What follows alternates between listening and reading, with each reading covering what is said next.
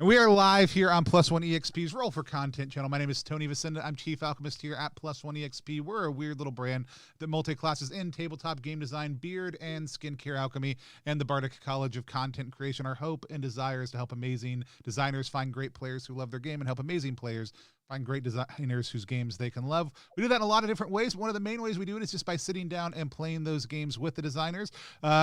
There are a series of games that have come out over the last little bit, and you've seen a lot of them on stream already if you follow us regularly. And those are Lumen games. Lumen games are all originally spawned from the mind of one individual. The original system that they are all based on is spawned from the mind of one individual and one specific game, and that is Light, which we have never played on stream before for all the Lumen games we have played. But we're going to fix that problem tonight.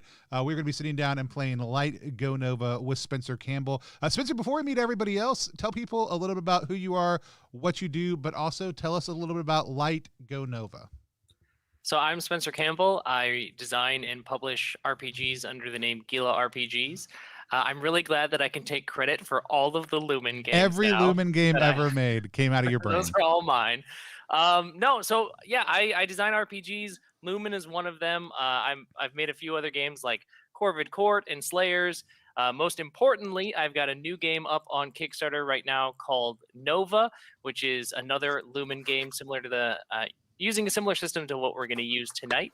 Light is a game about immortal guardians defending humanity as best they can. It's my love letter to Destiny, the video game, and it's rules light, action-packed, sort of combat-focused game. And tonight, we're going to be playing out the apocalypse.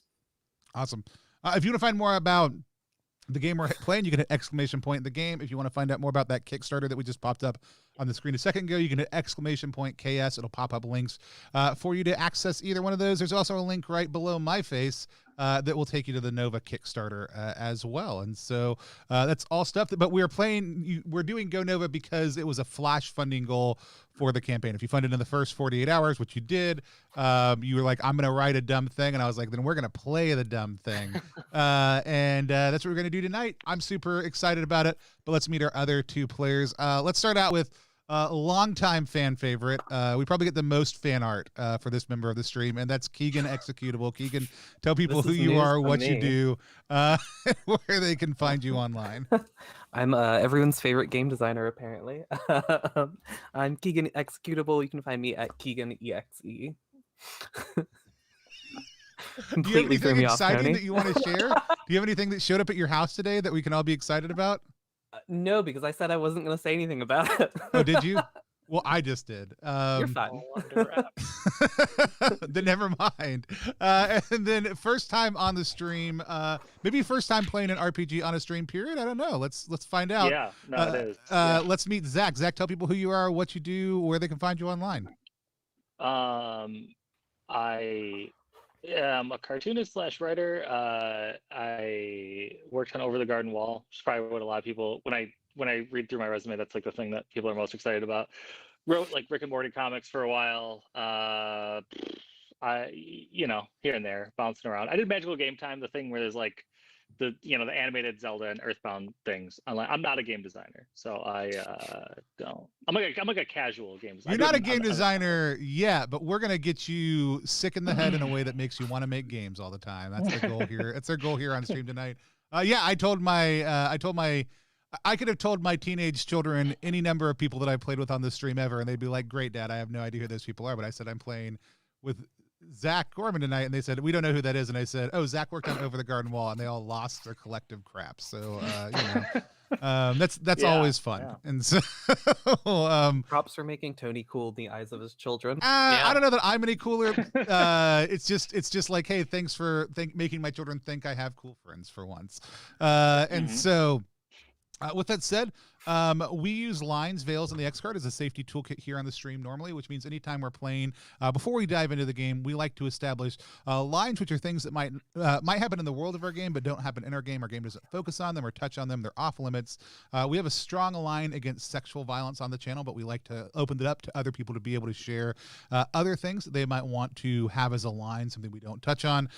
We have veils also. Veils are things that may happen in the course of our game, but they're handled very intentionally, or we check in with people as they're going and we handle them in a specific way. Or sometimes we just, if they come up, we fade to black and move forward to the next thing. And then the last tool that we use is the X card, which is the ability for any of us to stop at any moment in time and just say, hey, X, I need to stop and clarify something, or hey, there's an issue with this, or just saying, hey, can we do this a different way? People can also always message the GM, who's Spencer, to say, hey, you know, if they don't want to say it in public, they can just type it in. That said, for the most part, Lumen games aren't super challenging in this area, but if anybody has a line or a veil that they want to add to the ones we've already named, this is a great time to share those. We're good? Good. All right. Yeah. And I'm in Spencer, control, and there's going to be no snakes. Just going to say that right now. well, Snakes now I know what are- my character's call sign is, and so I was just talking about how much I don't like horses recently on Twitter. Horses creep me out. Horses creep me out, man. I don't like horses. It's fine if there's a horse in the game. I'll be okay, but it's I don't like them. my character now rides a horse snake hybrid. And so Yeah, it's a really long horse. really Oh long my God. horse. That's a Trevor, my boy. Wow, I'm blanking on his name. Oh man. Oh, Henderson. He's a long horse, the like snake creep horse. That's like an internet famous monster. He designed that. Yeah. Oh, good. Anyway. oh, good. It's Yeah. real. Yeah. Uh, It exists. Look up long horse. You'll find it. Anyway. That's awesome. So with that said, Spencer, I'm going to hand things over to you to take us into light. Yeah. So, like Tony said, this is a strike that I made because the solar eclipse was 48 hours after the starting point of the Nova Kickstarter, and it made sense to try and do something. And as a result, this is the strike called Go Nova, which sort of alludes to the fact that Light and Nova might be in the same world. We're about to play out the apocalypse. Normally, Light is a game about immortal guardians and sort of beacons of hope for humanity who go out on missions across the solar system and do really cool badass shit to help out humanity. Today's a little bit different. You've done everything that you can up to this point. You've stood as these beacons of hope, the last bastions of hope for humanity, but nothing could really prepare you for what happened. The enemies of humanity have sort of converged on Earth in a coordinated effort that you've never seen before. Worse of all, they have somebody orchestrating it, and that person really hates our sun. In fact, they don't just hate the sun, they want to devour the sun. So this new enemy force is called in and sort of coordinated our other foes that you've fought time and time and time again. And now the sun is under attack. And as a result, humanity is under attack. And even though the odds feel against you, you are beacons. Your light hasn't been snuffed out just yet. And so you still have an opportunity to stand strong in these final hours. You know that at the end, the apocalypse is coming. But what you also know is that your actions today could give humanity a second chance. We might be able to secure some people, some supplies, some technology or knowledge so that when the earth cools from this destructive force, humanity that comes out, the few that have survived, will have a chance because of the actions that you took tonight. So go do what you were born to do. Go do what you were created to do and shine bright. So we're going to start the apocalypse here in just a second. But before we do that, I want to meet our beacons. I want to meet our three that we're going to be focusing on. There are many beacons in the lighthouse, the final city of humanity, that are scattered around the city. They're all fighting and doing their own thing. But the three of you have come together to work in these final hours. And so I'd like to meet each of you. And when I do that, I just want to ask you to briefly describe the class that you chose and your character's name so that I know what to call you. And then maybe just a couple of descriptors of what you might look like or interesting things about your style so that we have a sense, like a visual image of what you might look like in our collective minds here. So let's start with Tony. Tony, what are you going to be playing tonight? I am playing a Graviton, which comes from the first season of Light, one of the season packs. So it's another Colossus. So Colossuses are one of the core things. I am elementally charged with nether energy. So my character's name is Slitherhoof. And so they you know what, the reality is, like, Slitherhoof is, I think, actually probably about a half foot taller than your average Colossus. Colossuses are usually big beefy beacons, a little bit more compact, and has, you know, a giant shield that they actually carry around on their back all the time, and they can as far as look goes, I think, since I chose Slitherhoof as my name, they do have like a kind of scale pattern to their entire ensemble that kind of fades down into kind of like satyr-like legs, but it's all kind of dark relief. So it's long, it's like black fur and hooves on the lower part of the body, black scaling pattern on the upper half. What a monstrosity! It's all armor. It's all armor. That's what their armor looks like. And they take it off, you know, like they, you know, like look like a Joe Beacon, you know, but or Jill Beacon, or, you know, whatever. Do people call you Slitherhoof in entirety, or do they call you just Hoof sometimes? Just so that I know what I need to call you the entire night. I basically insist on whatever one of those things you're more terrified of. That's the one you have to call Perfect. Me. Slitherhoof it is. All right. So we see this big, massive Colossus, you know, one of the stalwart defenders of the city, dressed in this terrifying armor of scale and black fur and hoof. Let's go ahead and the camera pans over and we see probably another pretty scary individual. Keegan, what are you playing tonight? Yeah, tonight I'm going to be playing the Thanatonaut. It is a strange beacon class from Jilla RPG's Necropack. They are sort of a, I guess, like necromancer beacon. Because I have a brand. But yeah, they're like deathly thin looking, and I don't think they've ever been spotted without a helmet on. It's just a big skull thing they wear everywhere. What's your name? Grim. Excellent. Grim. So Grim is, yeah, as Keegan said, from a random expansion that I made for Light as part of the Necromancer Jam. So I made a Necromancer beacon because we have a brand here, I guess, or we have an affinity for necromancers around these parts. So great, we've got Grim. The camera pans over to our third beacon. Zach, what are you going to be playing tonight? I am a stalker, which is straight up core rule book. I don't have the fancy expansions that everyone else has. I was only aware of 3 options. So I'm a stalker. My name is Giordano East.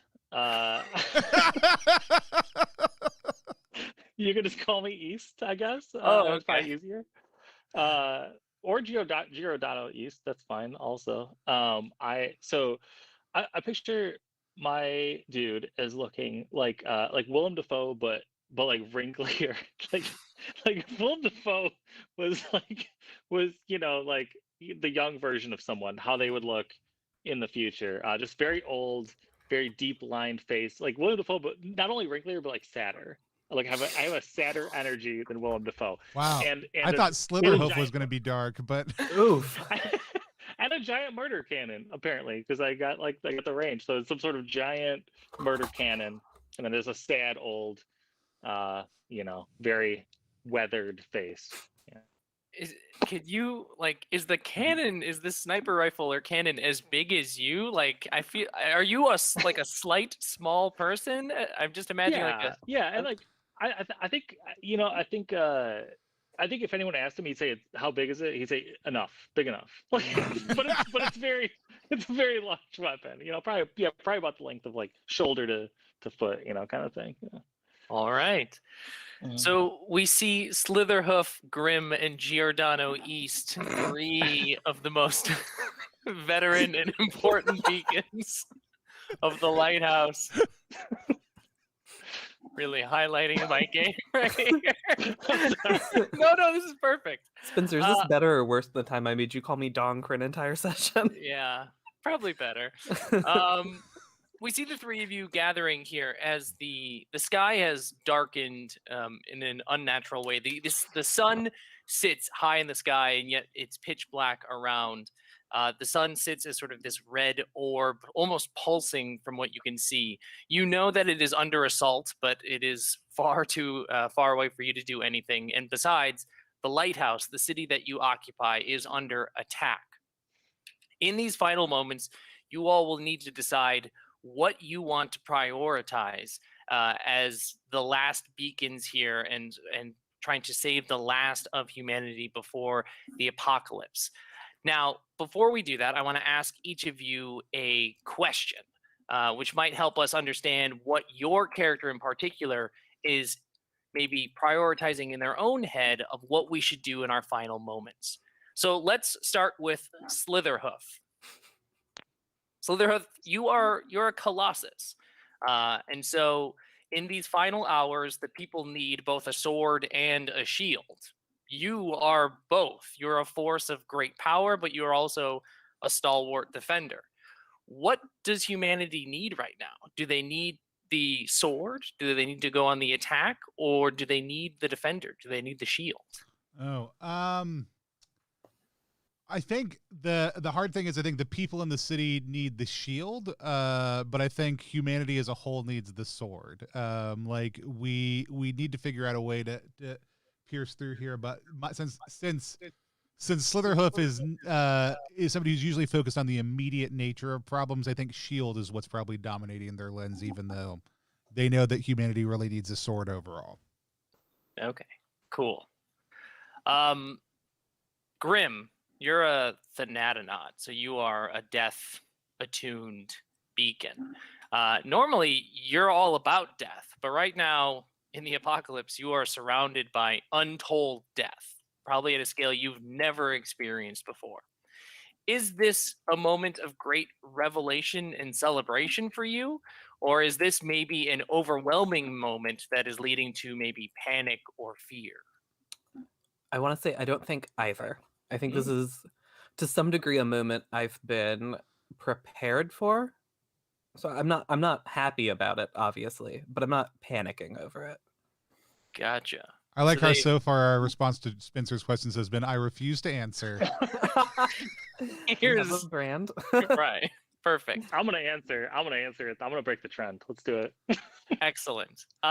Giordano East. You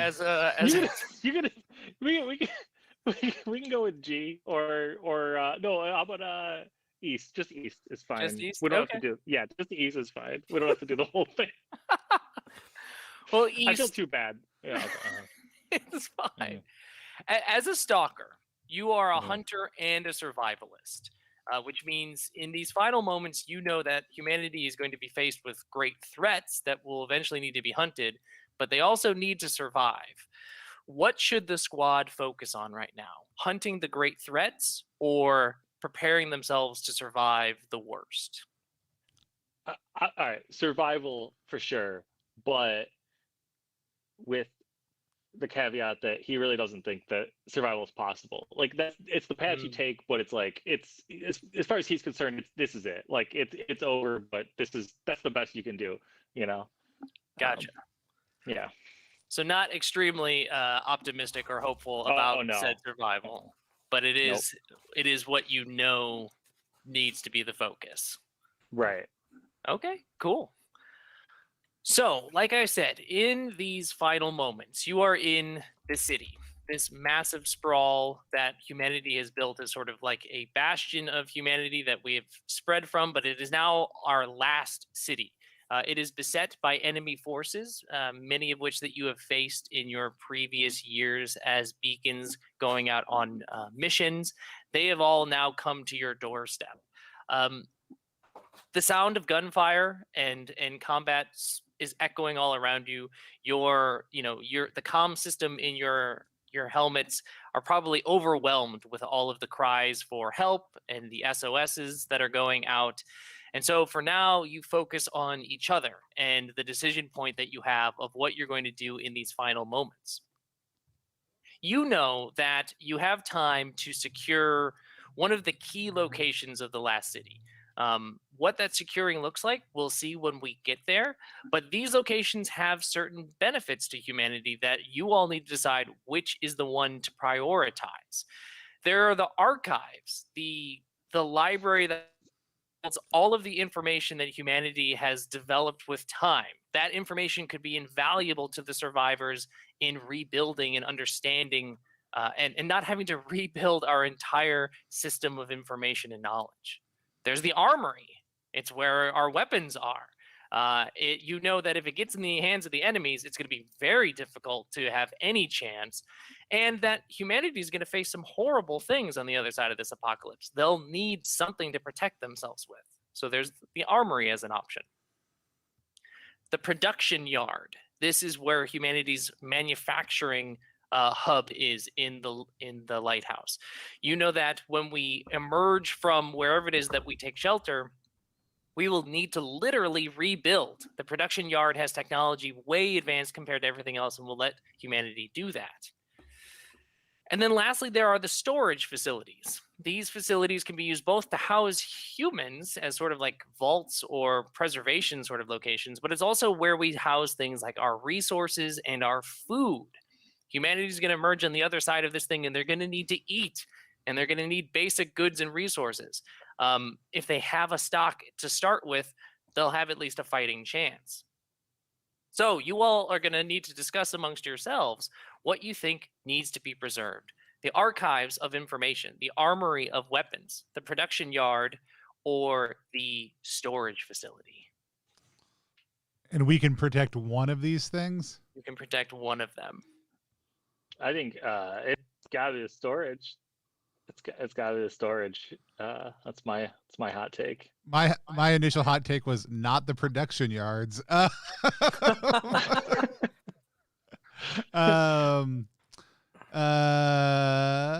I think I'm immediately drawn to the other three far more. People and food seems like a good way to start. Archives seem good also to me. Yeah, I think you can rebuild the other stuff if you've eaten. You can't do anything if you can't eat. Yeah. You have a good meal, it's real easy to rebuild humanity afterwards. We're just writing some books. How difficult can it be? You're not going to fight with an empty stomach. You're not going to be studying with an empty stomach. Yeah. That's okay. That's my character's pitch. I'm not saying that's me. I'm saying it's my character. That's what Willem Dafoe would want. So yeah, that's exactly. I'm always picturing what would Willem Dafoe do. That's a very sad Willem Dafoe. Yeah, WWWDD. Is that what it is? That's not easy to say. What would I guess Dafoe wouldn't be DF. It would just be D, right? Because it's one word, even though it's like a little. Yeah. There's a cap in the middle of it. We should stop. We should stop playing the game right now and do a lot of intensive research on. Okay, so it sounds like you all are interested in going to the storage facility or trying to protect that. So, especially given that, East is focused on survival and Slitherhoof was talking about focusing on the shield. Grim, I mean, you're just prepared for the apocalypse. So whatever happens sort of thing. Yeah. And we're like, Grim, if everyone dies, then there's no more death. And what's the fun in that? I mean, if everyone dies, the enemies are still here. They can still die. True. All right, never mind. Screw humanity. You know that you're not the only beacons in the city, and so that even though it is a difficult decision to focus on the storage facility, you know that there are others like you out there fighting. Maybe somebody else will go protect one of the other locations and secure it. Maybe they won't. That's for humanity to find on the other side of this apocalypse. All right, so we see you all gathered together, and I want to sort of set an initial scene here of when you all work together, because we're going to work under the assumption that you all have worked together as beacons before and that this is not your first rodeo together. You sort of have a little... not like a full-blown base, but you have a little hub that you all like to typically work from. What does this hub sort of look like? Like, let's try and build this space that you are in. First of all, is it a large space? Is it a public space? Is it one of your houses or apartments? Where do you all tend to meet when you do your briefings with one another? I want to pitch like a beat up old like RV. What's the space equivalent of like an RV? It's just a hover RV. It's a hover RV, yeah. It's double chrome, but it's a hover RV. Perfect. So parked away in one of the wide expanse parking lots that's in the lighthouse. We have this double chrome hover RV that the three of you gather out of. It's like a temporary living space. It's like, I don't know, you know those like portable classrooms they used to have at like schools. Yeah. It's like that. It's a pop-up little space. Maybe it moves. Maybe whatever. So it's sort of your temporary mobile base of operations. It's the base of operations that like 10 years ago we were like, this will be good for a little while. Yeah, but we've just never changed it. Right. Perfect. Right. Yeah. Because if the vibe is temporary classrooms at a school, that's how that works also. Mm-hmm. No one here is fancy. No one strikes me in this group as like particularly fancy. We're fine with whatever. It's like it's working. Let's not fucking rock the boat. Perfect. Stay here. So you all are in this place, and I want just one more thing from each of you before we kind of jump into this, which is even though it's a temporary space, you tried to at least personalize it a little bit. What is something that you have put up, your character has put up as sort of this is how I've decided to decorate our shared space? My character has a coin operated the horses outside of just bounce back and forth. Yeah, outside of a grocery store. There's one of those in the corner. I'm gonna go with a can collection. I don't know what they're cans of, but like old cans. He seems like a guy who's just gonna have a rack of. It's like these are basically garbage, but to him they mean something. There's something special about these old cans. I love the idea that it's like only cans with no labels. So not only do you as a player not know, but the characters don't know either. You're like, oh, it could be anything. Yeah. They are what they are, man. They're cans. They held something. They don't. That's it. That's all there is to it. I think I have a collection of just extremely old but extremely poorly taken care of books. Okay, excellent. So we see the three of you, you have a sort of hollow projection map in the center of the RV discussing the kind of the key locations are lit up on the map, and you've decided, okay, storage facilities, that's what we're going to focus on. And as you've kind of come to that decision, you hear a whirring sound and then the sound of metal wrenching as just a huge puncture comes through the RV. I think it spears through one of the cans. It's my favorite can. No matter which one it was my favorite. Absolutely. They got me. So your favorite can gets harpooned, and you see it kind of like pinned up against the other side of the wall, and you see a sort of a large metal spike. It's on closer inspection looks like a feather, a sharpened feather, metal feather that has just speared the can to the other side, and then you hear as more of these whatever these projectiles are starting to slam into the side of the van. Now they're not all piercing through, but every once in a while one cuts through, and some of the artificial light from the area around you starts to kind of cut through, and you see more and more of your van becoming puncture wounded, becoming Swiss cheese. What do you all do in this moment of an ambush? Dive under the nearest table first thing, like whatever that is, like the nearest, like if there is any sort of table, presumably there's a table. I'd dive under it, like just hit the ground. So we see East kind of get underneath the table that the hollow projector is under, and we just see as more of these projectiles start coming through. I think I'm gonna take a deep breath, and I'm gonna try to like peer through some of these bullet holes without moving too much. These feather holes, I guess. See if I can see like where this is coming from.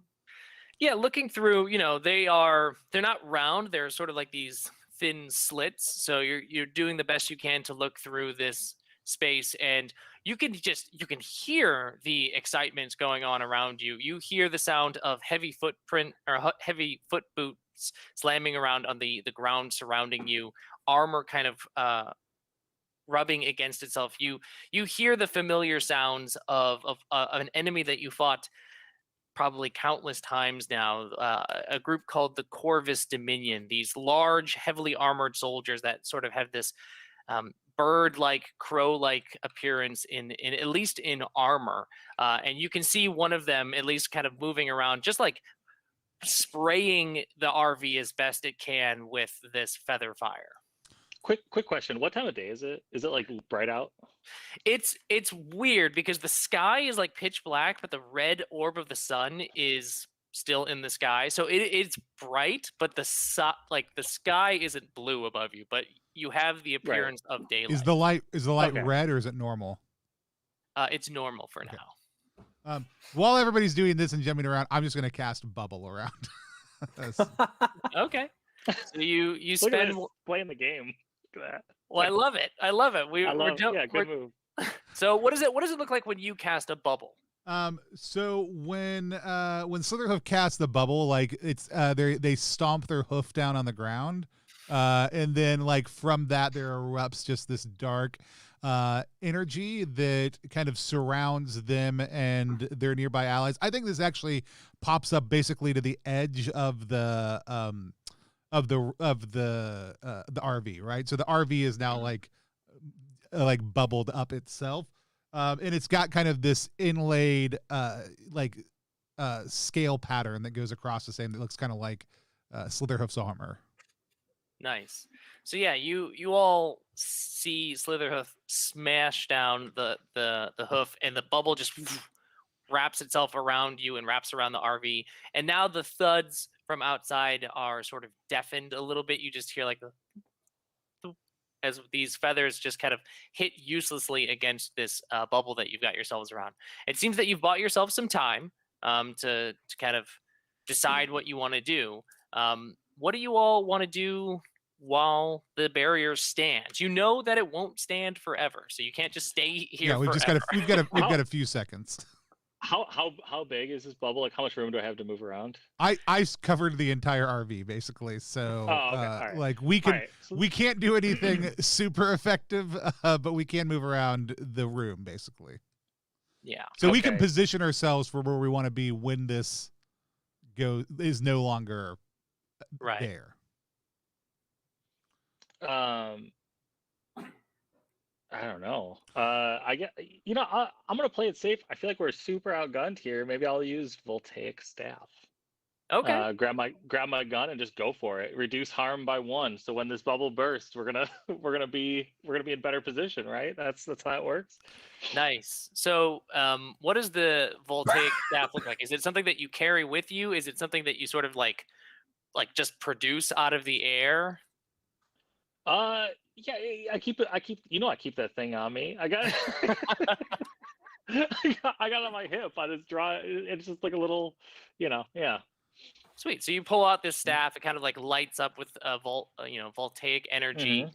and you are prepared to not only like use it to repel any attacks on you, but you're ready to just take it to these fools the second that barrier drops.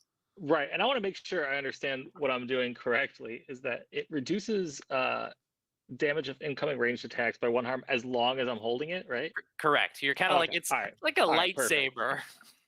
Perfect. That's what I was hoping. All right, I got it. Grim, you see the bubble has gone up and the voltaic staff has emerged. What would you like to do? I think I'm going to wait till people are a little closer. I don't want to be the first one out of the van. Okay. Yeah, I'm actually going to go position myself by the door while we're waiting for it to go down. Yeah, I'll get behind Slitherhoof. Yeah, so there you hear like the deafening or like the deafened sound of the projectiles hitting the barrier outside of you. It starts to slow down, and Slitherhoof, you can still sense that your barrier is up, and then you've positioned yourself on the other side of the door. You hear a huge slam as something is hitting the barrier on the other side of the door, and the weight of the slam is still moving its way through and shaking the RV momentarily. There's a whoom, and then there's a moment, and then a whoom, as it slams against the barrier here. Cool. Once it's am I able to end the bubble before it happens, or do we have to wait till 10 health is gone? Sure, you can just say like bubble gone. Then it's the next time it slams, right after that, the force has been dissipated. Immediately afterwards, I drop the bubble and kick open the door. And I guess I want to know what I see before I just say all the things I'm going to do. Yeah. So you hear the slam, you drop the bubble, you kick open the door, and you see this massive bird-like armored creature in front of you. You carry a shield with you, and this thing also has a large shield on it. It's sort of a projection shield, like a hard light shield that it has been slamming against the door. You can see, not through the face because it's wearing a helmet, but just through the body language that it is surprised to see you just suddenly come bursting through the door. But it's right there on the other side of the door. Yeah, so I've got shield up, kind of like as I burst through, and then I just pivot my momentum. I'm just gonna punch it right in the face. Nice. All right, so you just kind of clock it right across the face here. Yeah. And then it does 2 harm if I hit, but I also get to push or pull an enemy near the target also too. So it sounds like you are fighting powerfully, and for people who are watching and aren't familiar, in Lumen, when you make an action that isn't one of the powers that the characters have, you're going to roll a 6-sided die pool, so a d6 pool, based off of 3 stats: Pyre, Volt, and Nether. Pyre is when you're acting powerfully, Volt is when you're acting quickly, and Nether is when you're acting practiced or methodically. Then you keep the highest die, and we use that to determine how successful you are. So this sounds like a power move. It sounds like a Pyre move, action 100%. to me. Yeah. Yep. So what's your Pyre stat? What are you rolling? I'm rolling 3 dice. 5 was my highest. Okay, excellent. So you kind of clock this thing in the face. You come rushing forward, punch it, and I think in its moment of surprise, it manages to get the shield in front of it just enough that like your punch comes through, but maybe like the follow through of like tackling it and shouldering it gets like pushed away, and it slams you back. So like you can see that it gets clocked across the face, but it like throws you back against the side of the RV. Not enough to do damage to you, but it is like pushed you away and got a gap between the two of you now. Are there any other enemies around us? You can see that they've got kind of behind them a short distance a couple of crows that are lining up these rifles in your direction. Okay, so do I get to activate the special ability for that punch also too? Yes. So I would like to push those 2 people backwards. Nice. So what does it look like? Because you're a graviton, so you mess with gravity right. in a lot of interesting ways. So what does that look like when you punch somebody and then like push and pull? Yeah. So with the push, it's always point of impact. So we see the same kind of like glowing, scaly form of energy kind of emit out from the point of contact on the Corvus before it hits me back with its shield. Like we see that ripple out and just hit those 2 behind it and knock them back a little bit.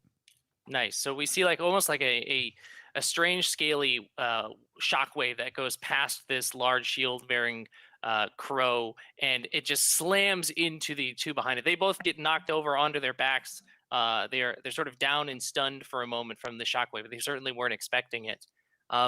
Grim in East, your buddy has just bounced out of the van and is punching a bird. What do you want to do? What you do when you bounce out of a van? What do you do? In that case, is this guy that just got punched, is he near us? Yeah. Okay, cool. In that case, I'd like to go ahead and use Doom and tag him with Necrotic. Nice. So what does it look like as you basically plague this person with death energy? Yeah, I think I sort of like raise a hand, and you can see I have this like green energy around my hand, and you see it sort of surround this crow. And I'm just gonna go ahead and use my hand cannon if that's cool. Yeah, absolutely. So you level this hand cannon against the now are you sort of lining up a shot, or is it like a quick fire from the hip? Uh-oh. Keegan, I can't hear you.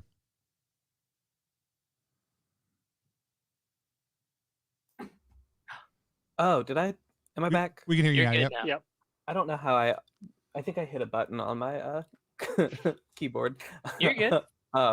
Yeah, I think I'm taking a moment. I'm lining up the shot. I trust Glitterhoof's not going to go off and die immediately. Glitterhoof? I like That was Glitterhoof, though. excellent. That's just what you call me. I think that's what Grim That's calls your you. name for me. Right. Oh, I can't read my own handwriting. Beautiful. All right, so it sounds like a nether roll then if you're trying to like line up at the Yeah, for cannon sure. shot. Okay, let's see it. That is a 6. All right, how much harm does a hand cannon do? So it does 2 harm, and then it deals an additional harm to enemies with a necrotic tag, so 3. Yeah, so you murder this. You murder this crow. What does it look like when you kill it with the hand cannon? It's nothing super flashy. Mhm. I lined up a shot. I shot him in the face. This is a Tuesday. This is just methodical death magic sort of thing going on here Yeah. with the assistance of a gun. Perfect. So yeah, you line up the shot right between what you assume are 2 horrible bird-like eyes beneath the helmet, and the Corvus in front of you drops. East, you know that at least the one enemy that was outside the door has died, but there are 2 more that are kind of laid back on their backs outside a further distance away. What do you want to do? Are they far enough that I can't like get over there and kind of like if I'm like rushing towards the guy on the ground? Because basically what I want to do, I'm running over there and I'm just gonna like fall on him with my like knife out. It's like a cool guy would be like walk out and like fucking kill the guy on the ground. My guy's like panic rush and try to stab him with like it's very gross and dirty and you're like, oh god, he's just like tackling this guy on the ground trying to stab him with my like voltaic staff. Sorry. It's not a clean kill is what you're going for here. Yeah. Excellent. It looks bad. His buddy's like watching and he's like, oh, that's fucked up. Like I know I just got punched and I'm dizzy, but I'm seeing what's happening and it's awful. It's pretty horrible what's happening next door. Perfect. So yeah, they are close enough that you would be able to close the gap on them. It sounds to me like, at least from the description of this, that this might be a little bit more in the vault area of just like panic fast stabbing, because you're just dashing across going, ah! Yeah. So go ahead and roll your volt. My high was 5.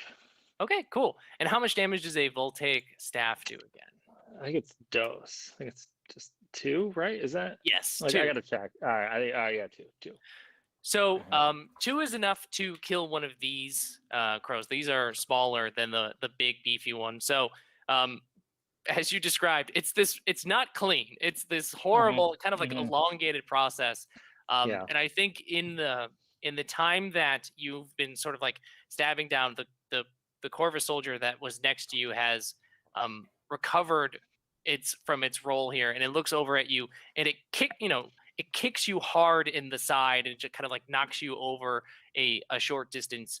You take 1 point of harm and you've been rolled away, but you have killed the one Corvus soldier in front of you. I thought my reflexive means I can't take harm on a 4 or 5. You are correct. You know your character better than me. So yes, actually. So what does it look like? You were supposed to get kicked, but why didn't you get kicked? Or what does it look like?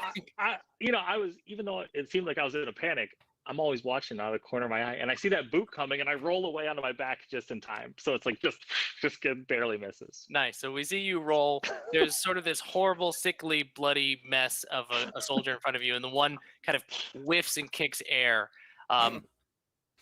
You see that one is sort of like picking itself up now that there's a gap. It doesn't have to like fight up close to you. It's trying to pick itself up. You also hear the sounds of more boots. There were other soldiers on the other side of the RV that are like moving their way around to flank you all now.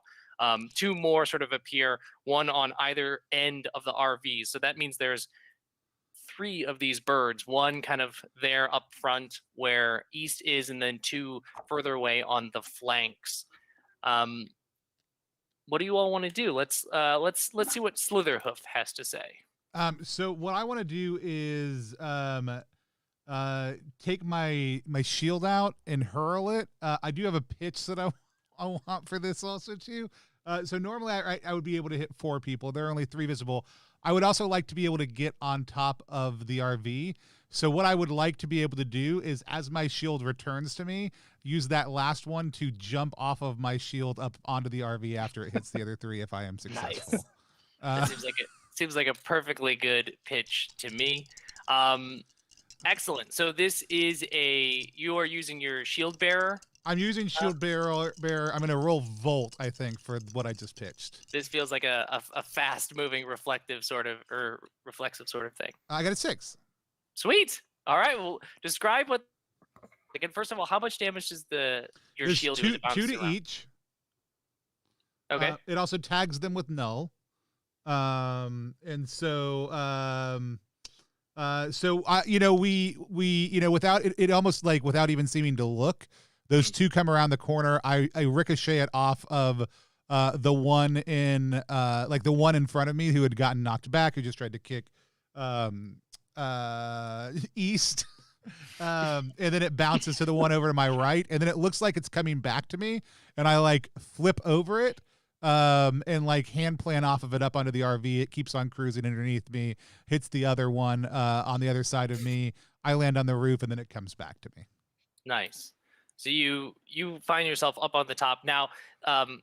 East, you had the one soldier near you. It gets killed because it was sort of another scrub like this, and just gets demolished by the shield as it's bouncing around. The other two are still alive, but they've been hit by this nether shield, which kind of locks them in place. They're sort of stuck in place, feeling existential dread from the nether-like effects from what Slitherhoof's shield does to them. So they are stunned. They are just simply unable to comprehend this fight anymore, which gives Grim and East kind of all day to decide what you want to do with these last two crows. Yeah, I'm gonna take my my staff and just fling it at one who's like nearby. Just get that out of the way. So as hard as I can, just whip it at his face while he's like stunned, frozen. Because it's in my hand. I'm ready. Should I roll for that? Yeah. So we'll have you. Okay. Yeah, we'll have you roll for it just to see if there are any interesting consequences for it. Yeah. All right. Let's see what happens when I whip that thing. Which again, I guess I'm rolling 2d6 for my volt. Right? It feels like a volt. It feels like volt, like you're kind of like whipping, just like in this quick reactive sort of way. I'm still kind of panicked. I probably should have put more into volt because I feel like I'm like a very nervous guy. Six. Nice. Yeah. Six is yeah. What does it look like as you whip this voltaic staff? I think I just like kind of roll over and I'm kind of on my side and just like fling it. Like I see him frozen, like, oh fuck, now's the time to act. Just whip it at him, hits him, I don't know, in the chest or whatever, and just see it drops him or maybe, and then I'm just like on my back, like frozen, like no matter what the result is. Yeah, so this like electro-charged staff goes slamming into this soldier. Like we see it course with electricity and drop to the ground. Cooked bird. Grim, what do you want to do? I would like to. I'm gonna go ahead and use Rise, so I can bring back a number of bodies equal to my Nether, which is 3. Gross. Yeah, so I'm just gonna bring the first 3 people here that died back up, and then have them come in my direction. Excellent. Try to get between the 3 of them. All right. What does it look like when you rise? Is it like a big theatrical thing, or? No, nothing's big and theatrical. This is still just a Tuesday. We're just, just a little hand motion. You see a little smoke, and then the 3 bodies all sort of rise up magically, and then like sort of get their feet. Yeah. So the big shield Corvus soldier gets up, and then 2 of the others, the 2 that are actually near East, stand back up. So East, like what the? Come on, man! These 2 that you right, that you see them kind of rise up and start to shamble towards Grim, and Grim, you're able to kind of set yourself between the group of them if that's where you want to be. Yeah, they're gonna be meat shields. Yeah, so you've created this sort of meat shield group here. The one Corvus that was hit by the null shield isn't normally it would go now, it would do something, but it is totally frozen in its existential dread, and I think it sort of like shakes itself out, and just as it does, I hand it back to you all. At the sort of the start of this turn here, you hear a kind of a screeching sound, almost like a whistling sound, and then a huge explosion not too far off from you goes off into the ground. It seems that this area is being hit by some sort of artillery or mortar-like machine. But anybody is free to go. There's just the one crow soldier left. It has shaken off its dread.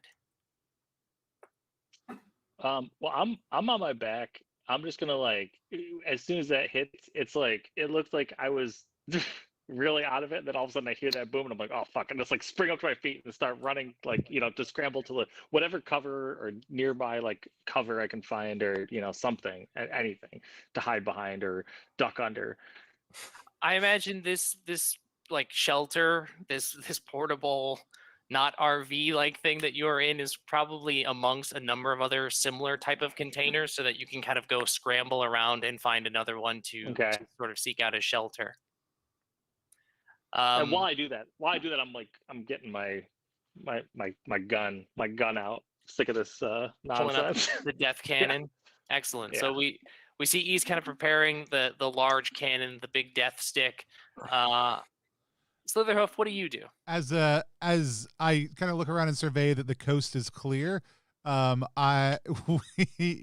like, actually, I think what we see is that last Covis shaking like off this dread, and then all of a sudden like it looks around and we see a shotgun like appear at the edge of the frame from above it, and I just shoot it right in the head. Excellent. Yeah, so you're gonna just shotgun this. I rolled a 5 as my highest.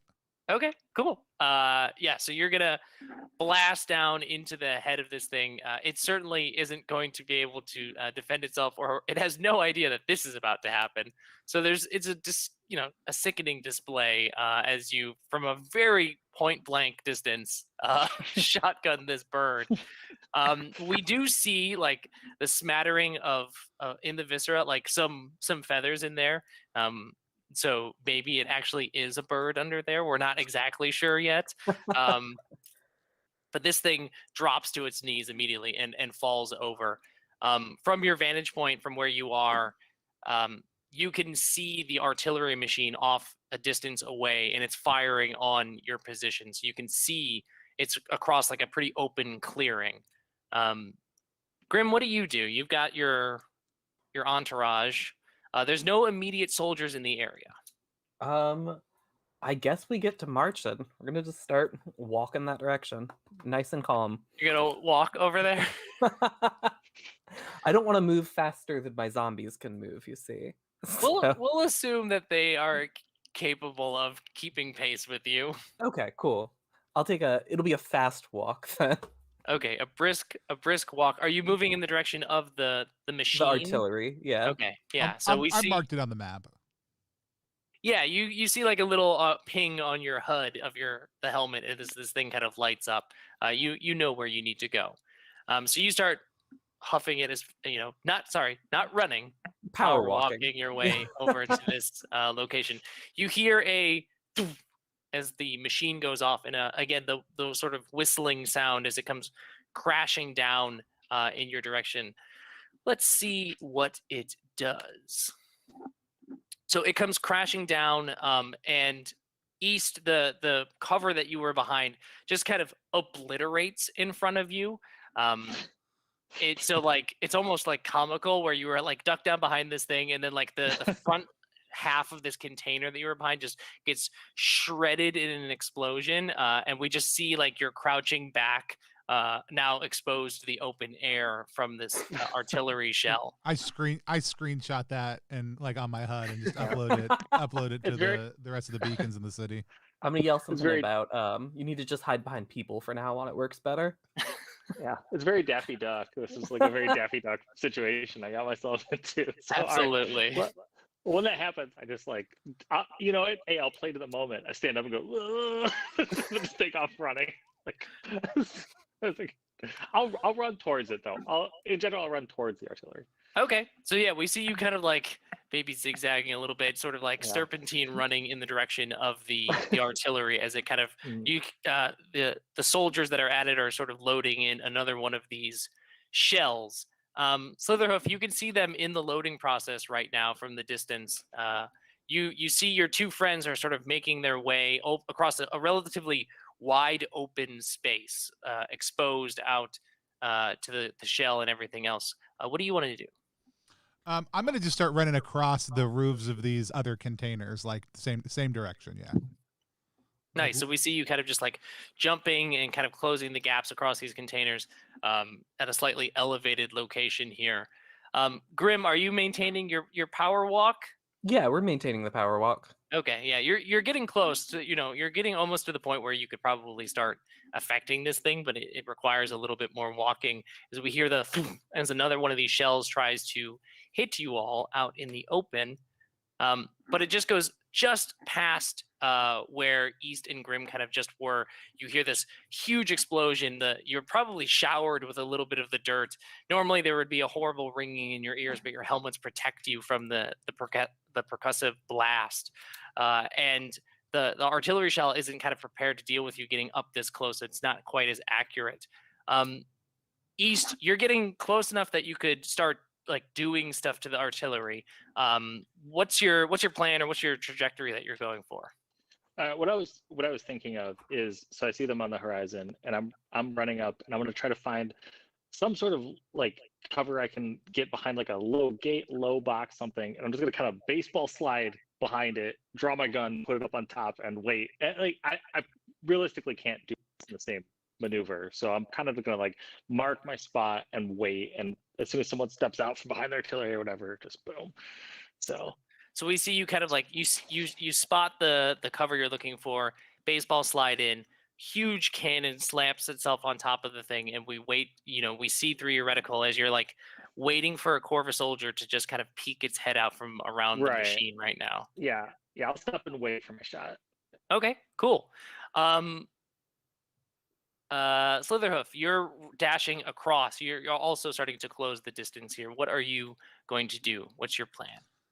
I'm trying to get in as close as possible. So I figure I've got to get to the base of this thing where it's being operated, actually, to be of much help for the most part. So I'm just kind of like I'm trying to like basically lead the way. So knowing our team, I am probably trying to draw the attention. So which is why I've stayed up here. So I want to give the time for Grim to move in and for East to get set up. Nice. Let's have like a pyre roll to see like this sort of like big emotion, like this big explosive attention drawing slam down as you hit the base area of the artillery. Yeah, I rolled a 6. So yeah, I think it's the same kind of thing. I like where it's it's like coming down on the shield. So I use the shield like to boost up higher, like draw it back to myself, put it under my feet, like slam down, and like concussive force. That same kind of like dark purple scaled shockwave shoots out from around me, just kind of drawing attention in. Nice. I think as you do this shockwave, the attention, like these Corva soldiers get like knocked around a little bit. East, you have a moment to take a shot at one of them that gets knocked out. That's going to be another roll because you've been sort of methodically waiting to take the sniper shot. All right. 6. All right. How much damage does the sniper rifle do? That's a good question. I think it's 3 harm. Yeah. So you murder this bird with we hear the like not equally loud, but huge loud fire, the ringing sound of the sniper rifle go off. Is this like a headshot? Is it like a chest shot that slams it backwards? What are you aiming for? Yeah, I feel like this is like a chest shot. Like I feel like I wasn't quite ready. It is. I get a like a nice clean. I feel okay. I don't feel great. I feel nothing. And then reload, to the whatever kind of and then just like move on to the next one. But it's just it gets up to the lung, and I'm like, yeah. I could have done better. I know I could have done better, but I got it. Could have done better, could have done worse. It's just whatever. It's a shot. I made the shot. I feel nothing ever in general. Right. So it's just another dead Corva soldier in your eyes, at least. Yeah, this thing drops. Grim, you can see that Slitherhoof has kind of like slammed down, pushed out some of the soldiers so they're away from the machine, and one of them just gets slammed down to the ground from a heavy high caliber rifle shot. What do you want to do? Is there anyone near the guy who just went down? Yeah, they're all like right next to each other. Like it's a small squad of these crows. Great. I'm so excited. I'm going to corpse explosion the guy who just fell over. Excellent. So the name is pretty self-explanatory, but what exactly is going on here? Well, you see, he fell down, Mm-hmm. and now he's exploding. Mm-hmm. And he erupts in just like viscera and bone, or Yeah, it's viscera, Okay. it's some bone. You can see some more of my like green smoky magic around it. It's So still some of- just Tuesday. it's still It's- just Tuesday. It's almost Wednesday. Well, so a corpse explosion deals harm equal to your pyre to Yes. everybody surrounding that thing. So that So is what- 2 harm to everyone. Okay, so yeah, these things get just like smashed and destroyed by all of this this viscera and bone. They don't drop, but you can see that they are really, really, truly messed up here. Slitherhoof, normally these corvids would be ready to fight you, but their friend just exploded behind them. So not only were they knocked away from you, but they've been knocked back kind of closer to you from the explosion behind them. So they're on their back foot here. They have no idea how to prepare for this. So what do you want to do? Yeah, I love the idea of like they got they got Ping pong. knocked. Like I pushed them back. One of them got shot. That one fell down and exploded. They got pushed back towards me. And then I'm gonna punch one of them in the back of the head. Nice. Yeah, so let's see that pyre roll as you just That is a Slam. 4. Okay. So how much harm do you do normally? 2. Okay. Even with a reduced effect from the roll, it's still enough harm to kill this thing, because these things were on death's door. So you crack door. it. It kind of was falling back towards you, and it falls and meets your fist with a sickening crack. Are you using your like shockwave effect on the one Yeah, but in remaining one? reverse. Like I'm pulling them closer to me. So like I'm taking that natural, like they just got knocked back momentum and pulling them in closer. Okay. So the one remaining soldier gets kind of like strangely drawn towards Slitherhoof. They're just getting like they feel like puppets that are kind of like dancing around without anybody, unsure of who's controlling them. East, you've been like waiting and see the shot. You see this soldier kind of like the one remaining one kind of like move lurching towards Slitherhoof. You know you could probably take the shot, but you also know that Slitherhoof is kind of in the possible line of fire. What do you want to do? I mean, I definitely take the shot. Excellent. Definitely take the shot. What's the so that's going to be another shot again, because you've been sort of Mhm. waiting to line up the shot. So not great. I get 4 is my highest. Okay.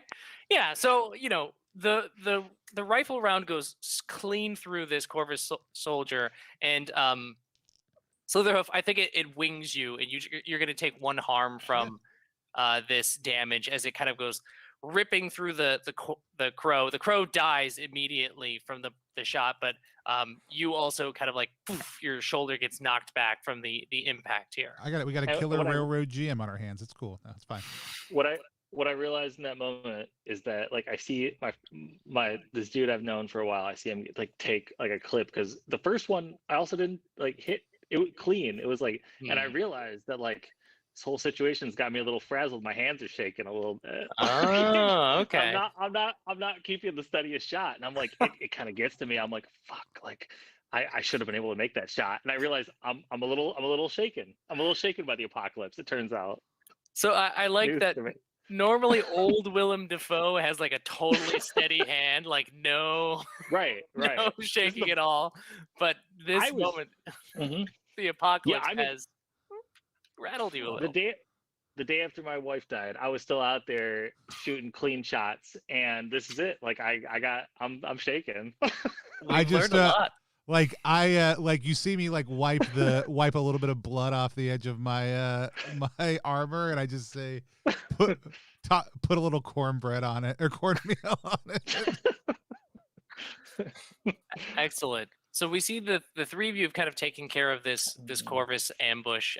You've at least secured your area and survived the initial ambush from these soldiers.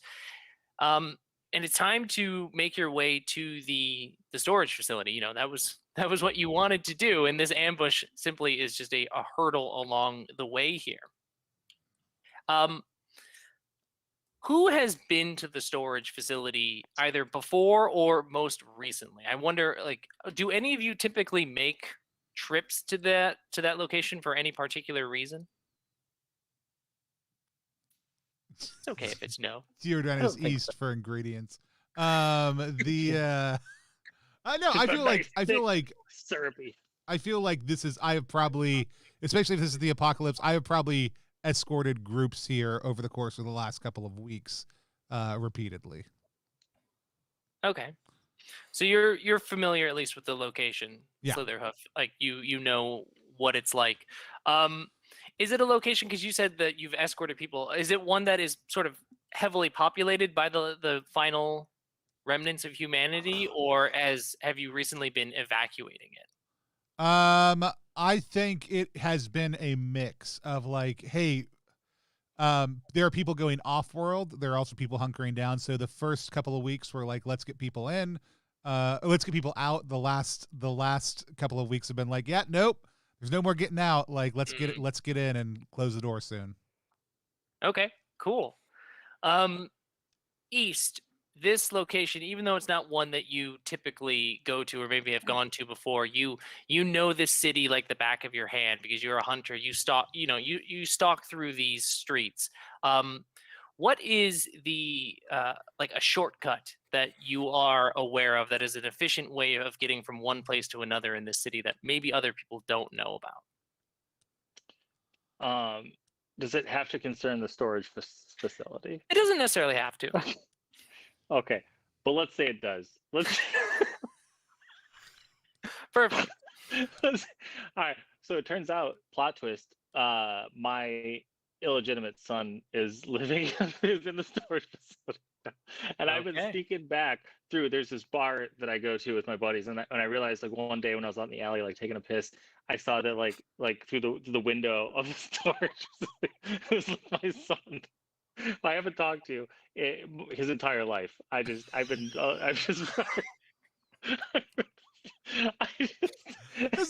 There's a whole new reality to Beacons being formed right now. Right. Wait, are we not allowed to have children? No, go for it. You're totally Go for great. it. No, I'm loving Zach. I'm loving everything you're laying down right now. You keep it up. So I've been watching him, but I realized there's like a cut through this back alley where I can go watch my my illegitimate son, who he doesn't know I'm his father. He's never met his father as far as he's concerned. And I've been watching. I love scented back alley. Yeah. I love that you're like, yeah, I go to this bar with all my buddies, and neither one of us have ever been to this bar with you. Right. Lets us know exactly where we stand. The entire inside though, it's just like a bunch of like old dudes, like, and no one talks to each other or makes eye contact. They just sit there and stare at their drink and look sad. It's They just go out in the alley and pee and look at their illegitimate sons. That's what they're all there for. It's a bar full of Willem Dafoes. That's all it is. You know what? I'm glad this world is ending. Yeah, this Same. world needs to die. And then, perfect. So you all have a shortcut that you can take to kind of expedite your travel through the city, so that we wouldn't have to go through a whole bunch of like, all right, how do you get to this district and this district? And just as before you take off, Grim, you had a collection of maybe you have a collection of books that of varying degrees of quality and maybe genre, and how much upkeep you gave them is also up in the air. Yeah. But you have time to like grab one of them, or I think maybe like we see one of them like just near your feet. What's the one book that you would take with you, knowing that you're probably never going to come back to this shelter ever again? Ooh, I think I could have picked up a book by like a like a good writer or something that would have been important. I think I've picked up my journal instead. Oh, okay, cool. Do you do that out of fear of somebody finding it, or because it's very important to you? It's very important to me, and I'm going to leave it here when the world explodes. Okay. So If we can't save the archives, we might as well save this journal. Yeah. I do want to know from chat what they think all the other books in that collection were. Just go ahead and type them in wherever you're watching right now. Yeah, we're going to need a whole library eventually in chat so that we know what Grim had collected with time. Excellent. So we see Grim kind of like pocket their journal for future storage in the storage facility. An invaluable last addition to the location. Look, I'm extremely old. Takenstein's first response was just GURPS, all the additions, Nice. which from a Good. survival standpoint is pretty great. Excellent. So entertainment is covered for the future. Play anything in GURPS. So we see you all start heading off. You know, East is going to take point here, knowing the shortcuts and secret passageways of this city. Where not to step and which puddles not to step in. You're not gonna like it. When you Just go hold to this your bar, breath. just don't make eye contact with anybody. Just keep walking straight through the back. Trust me. I love the image of like as you're making your way to the storage facility, there's a bunch of people at this bar still. Like you have to go through the bar, and it's the end of the world. These guys have nowhere to go. They have nowhere to go. They're here when the world ends. They don't give a shit. This is actually the most crowded this bar has been in decades. Yeah, they're making bank here in the final moments. It's a really old Willem Dafoe bouncer at the door who normally would give you all a bunch of trouble to get in, but East knows the right, the password or the signal to get access into this bar. I'm just gonna search Willem Dafoe roles so that I can have a lot of headcanon about what's happening right now. As we move through the bar, we see various Willem Dafoes in various roles that he has played through time. There's one in a Green Goblin costume, of course. Lots of interesting Dafoes across the bar as you make your way. Like he said, keep your eyes down, keep your eyes forward. Don't make eye contact with them. Don't disturb the Dafoes. As you make your way to the back. Can I pitch that the bar is named DeFriends? You make your way through the DeFriends bar. Very good. Can you hear your DeFamily?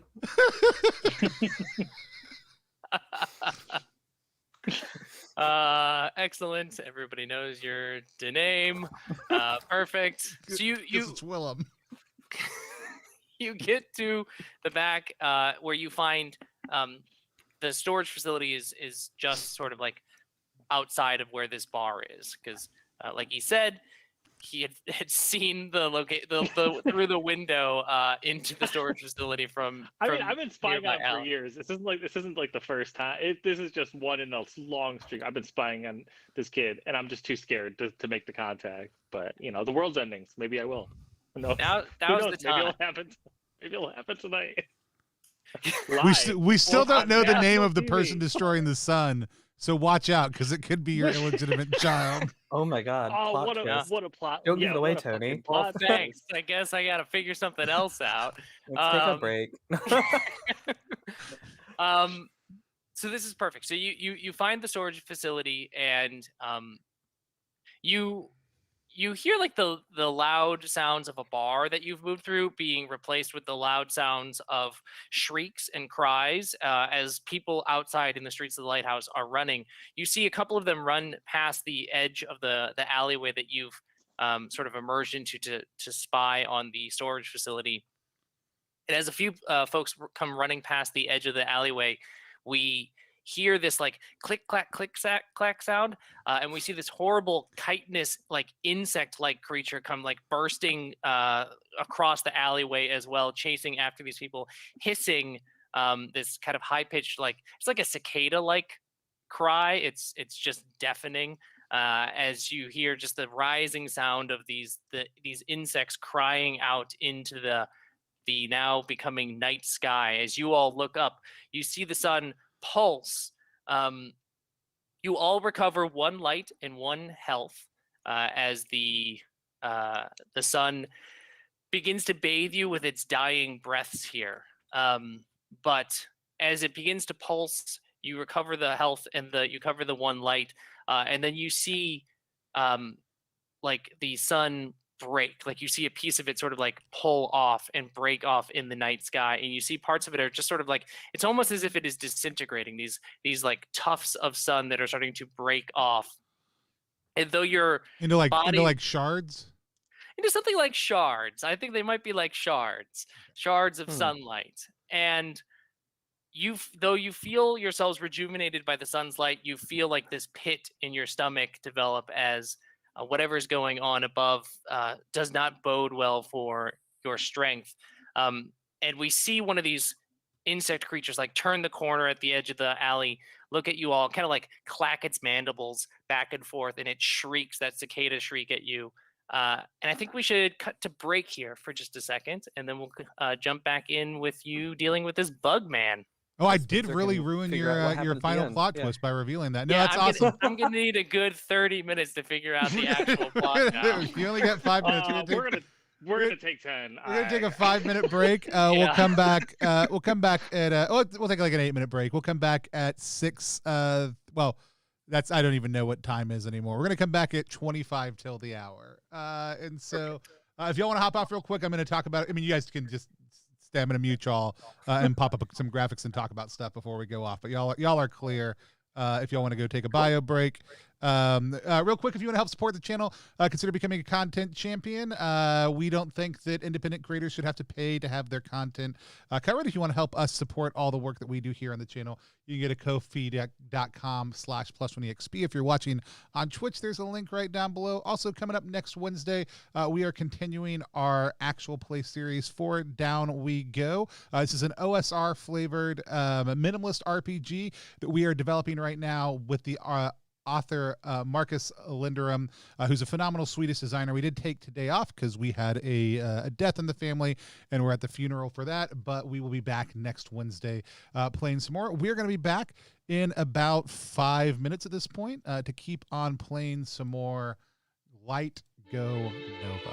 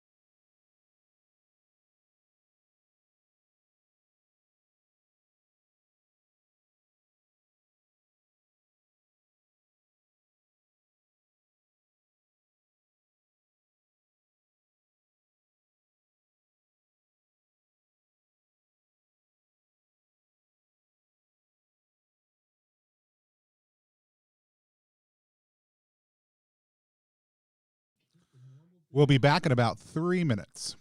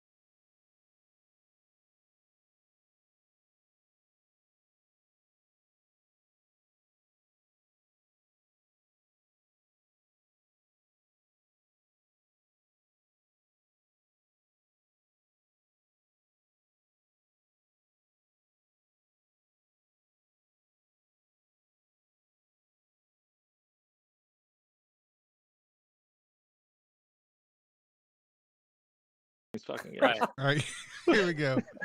Got out. Welcome back to Light Go Nova. We're just a bunch of Willem Dafoes, just one leap away from making our way back home. My name's I David, just and want I'm my- Chief I just want my Alchemist here son at back. Plus One EXP. Now we're playing Light, which is a love letter that Spencer, who's right above me, wrote to games like Destiny. But this is a crossover event. Spencer has a campaign that is live right now on Kickstarter called Nova. That is funded. Spencer, tell people a little bit about Nova, just so that they get a taste of that. I'm going to pop it up on the screen here real quick, but tell people a little bit about Nova, which is not the game we're playing, but is connected to this. Yes. So Nova is my it's my Lumen game that is up on Kickstarter. The premise of the game is that the sun exploded, and when it exploded, it cascaded down onto Earth these giant shards of sunlight. Humanity has begun to rebuild around these shards of light, providing warmth, energy, and light.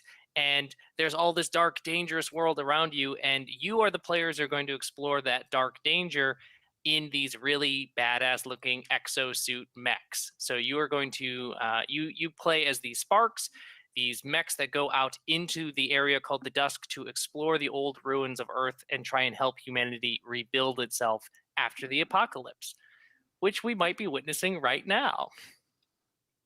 It's cool. I have a question. Does humanity deserve? No. Do they deserve it? That's a big Didn't- question. You know, maybe you're gonna get to the storage facility today and be like, actually, let's just burn this. Let's burn this down. You know, I'm sorry, that wasn't me. That was Willem Dafoe talking through me. That was class. Grim agreeing. Let's be clear. What is? But if you haven't checked it out yet, go. You can hit !KS if you're watching live right now to check out the Kickstarter. If you want to check out Light, the game that we are playing type in ! The game, and you'll get that information also too. Also, there's a link right below my beautiful face. It'll take you right to the Kickstarter as well. With that said, I'm going to hand it back over to Spencer to take us back in. Yeah, so we saw our party here in an alleyway between the bar and the storage facility. Horrible monsters sort of chasing the remnants of humanity, and one of these monsters, this sort of chitinous shell-covered insectoid beast walking around on 4 legs, has shrieked at you at the end of the alleyway here. And you recognize this as sort of an alien species that are just focused on pain. They perpetually feel pain, and the desire is to make you feel the same pain that they feel. So this creature looks at you and begins to kind of rapidly dash down the alley. Now you've got a bit of a distance between you, but what do you want to do? Who wants to act? I'm going to send the zombies out ahead of me, the 3 of them. Just straight down. I'm gonna try to block the alleyway with them. Okay, yeah. So these zombies that you had raised before, they go and they kind of create, they stand side by side with one another to sort of block off the alleyway, and they act as the literal meat shield against this creature.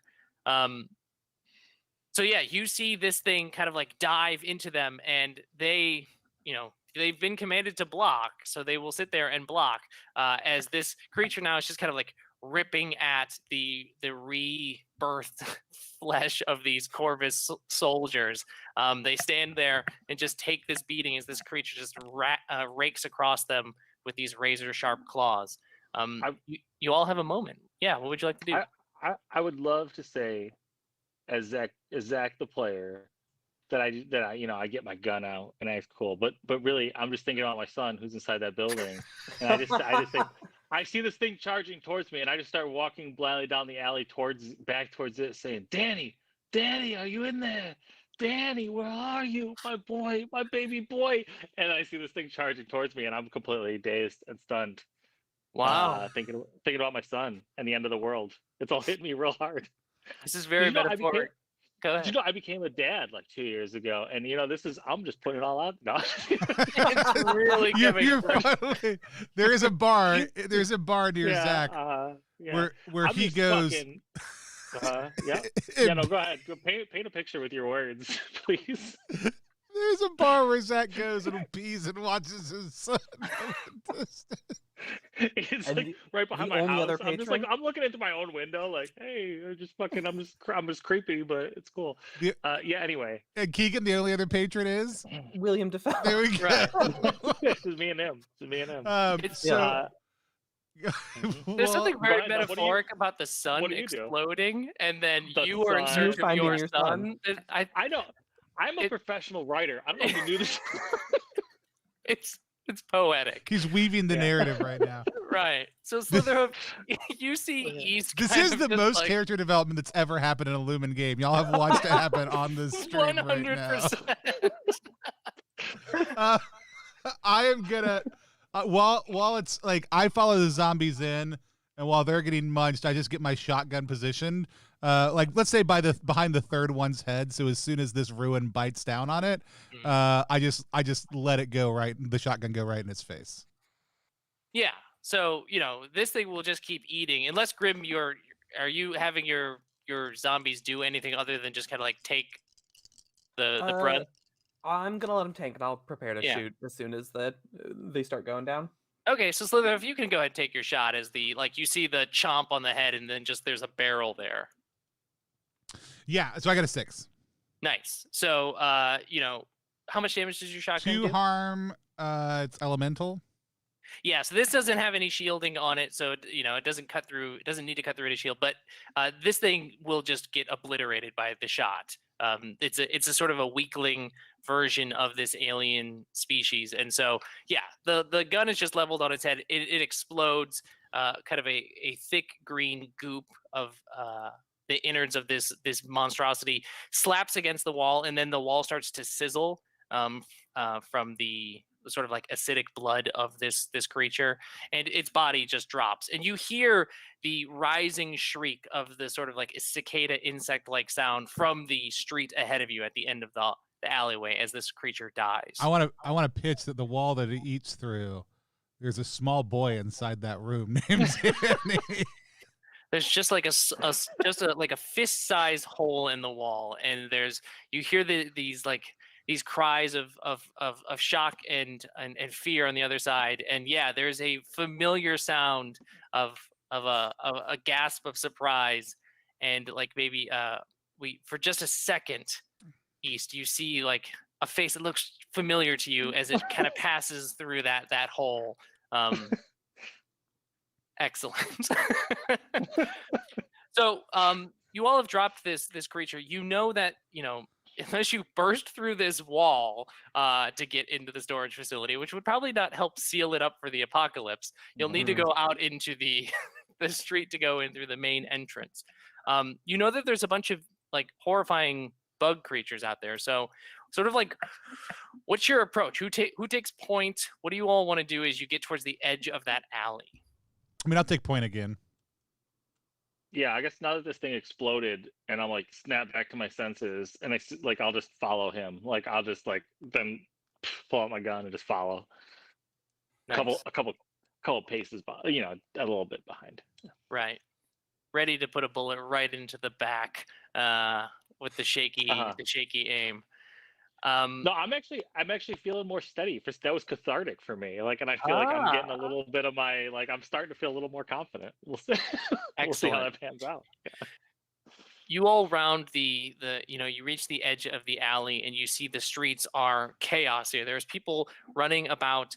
You see that the storage facility entrance is, it's just right around the corner here to you.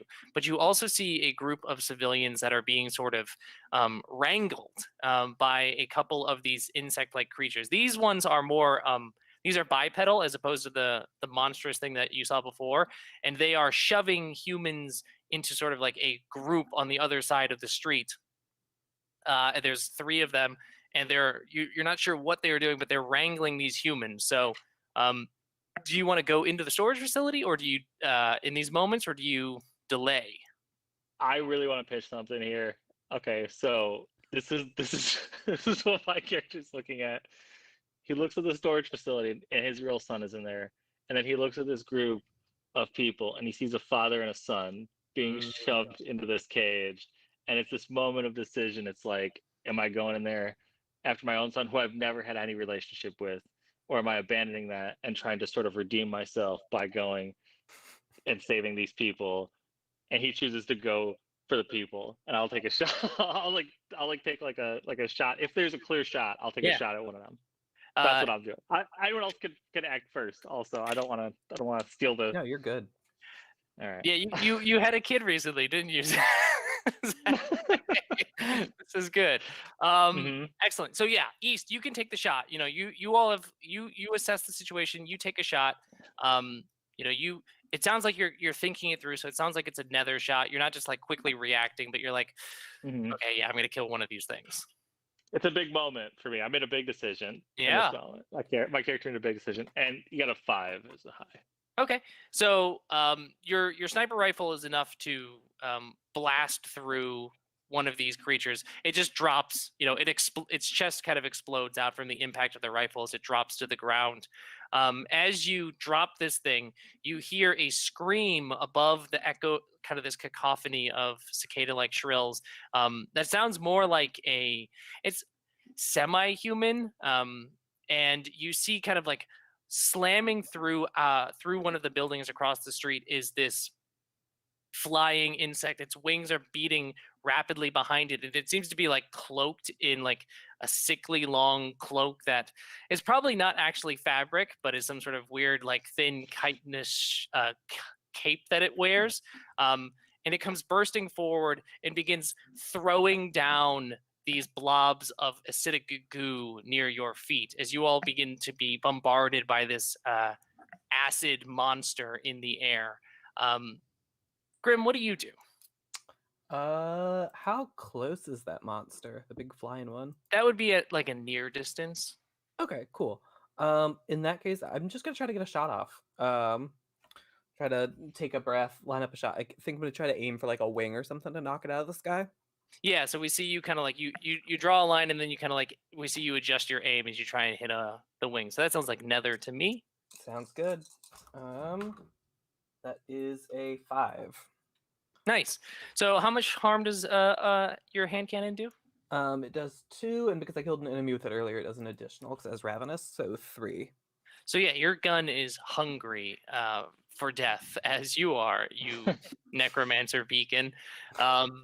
So yeah, your gun kind of like fires off this shot, and it you could have sworn it was a dead shot right for the wing, and as it goes flying forward, you see this sort of like green shimmering field that appears just before the bullet impacts, and it goes cracking into the shield, and it kind of like you see your bullet just vaporize into dust around it as the creature kind of like looks at you, and now you can see it's got both of these globs, and it's ready to just hurl down on Grim.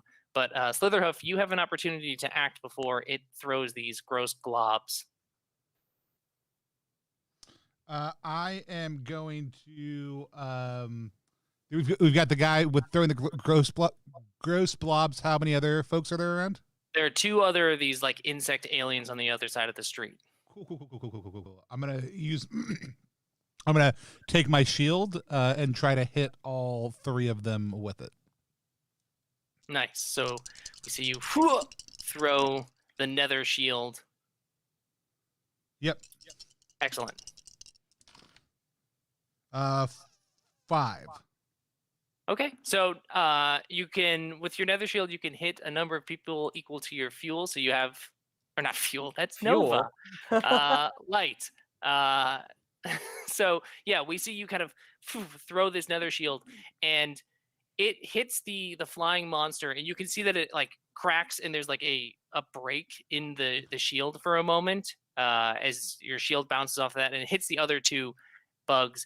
They both get knocked down to the ground and sort of stunned. They're like bugs when they get like killed in real life. They just kind of like fall under their backs and like their legs curl up in front of these humans who all scream in shock. But the flying monstrosity doesn't seem to have been damaged by it, but you've broken its shield. And so does that mean null does not get inflicted on it? Correct. Okay.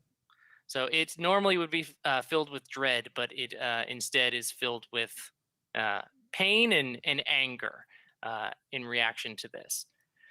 And so it throws down these blobs of goo down. Normally it was going to throw them at Grim, but it sees Slitherhoof as an enemy here. Slitherhoof, you get hit by a glob, and then there's a like gaseous explosion off of Slitherhoof's chest as the air gets filled with this like haze, and now Grim and East and Slitherhoof can't quite see through the haze, and Slitherhoof, you're going to take 1 harm from the noxious glob that hits you. How dare you? So you're now kind of surrounded by like a haze, which after a moment you realize is actually like a countless number of small insects that have sort of created a cloud around you. What do you do? I'm going to, I guess, try to get out of this cloud of insects if it's possible. Try to get a better view on this flying thing. Okay. Go ahead, East. What are you doing? Something like along with that? Yeah, I had a thing I really wanted to jump out there and see if this was acceptable. So there are clouds of a bunch of tiny insects, but if I cast Tether, it says all enemies close to me are immobilized. Does that count? All of the insects? Sure, why not? A million little tiny tethers come out. I'm not trying to be that guy, but it no, says that's all. Be that guy. That's very good. Okay. That's very All good. right. So what does it look like when you cast this tether and it like quickly lassos like a million bugs out of the Right. air? Right. Well, I was picturing like what it probably does is if there's like 2 guys, there's probably like some sort of like beam that like draws between them. So if it's like a cloud, it probably just looks like everything's lighting up like really fast, like just like the whole sky's just like bursting around me, and then all of a sudden they just like drop off the air. Right? If they were flying and they're immobilized, they just Yeah, so it's almost like a big like firefly lightning bug display in front of you, and then they all just drop out of the ground. Grim, you were ready to like kind of like push your way through, and then just like you feel the resistance on your hands, and then they all just drop, and the cloud has been dispersed Yeah. in front of you. Cool. Well, in that case, then I'm gonna go ahead and try to use Doom on the big insect guy to mark him with necrotic. Nice. So And yeah, then- again, it's sort of the like you said, you just kind of like gesture in his direction, and it gets covered with this sickly smoke. yeah, and then I'm gonna take another shot. All right, are you going for the wing again, or Going for the wing again. Missed All it right. the first time. Gonna hit it this time. let's see it? That'll be another nether roll. Yeah. That is another 5. Nice. So yeah, you fire off up into the wing. It goes through, and actually it does make purchase this time on the wing itself. The creature kind of like it stumbles out of the air. It drops down to the ground momentarily, kind of you know, you can see it kind of like twitching its wing back into place. It's like broken and badly out of shape, but you can actually see that it's starting to stitch itself together as it's like twisting the wing in its socket. But you have grounded the creature, and That you can should see that be it's been damaged. How much? 5 harm this time. It should be 3 from the gun, 1 from Jesus one from Christ. the necrotic tag, and then 1 from the tether, if I remember that right. Yeah. So this thing, it's like on death's Muted. door.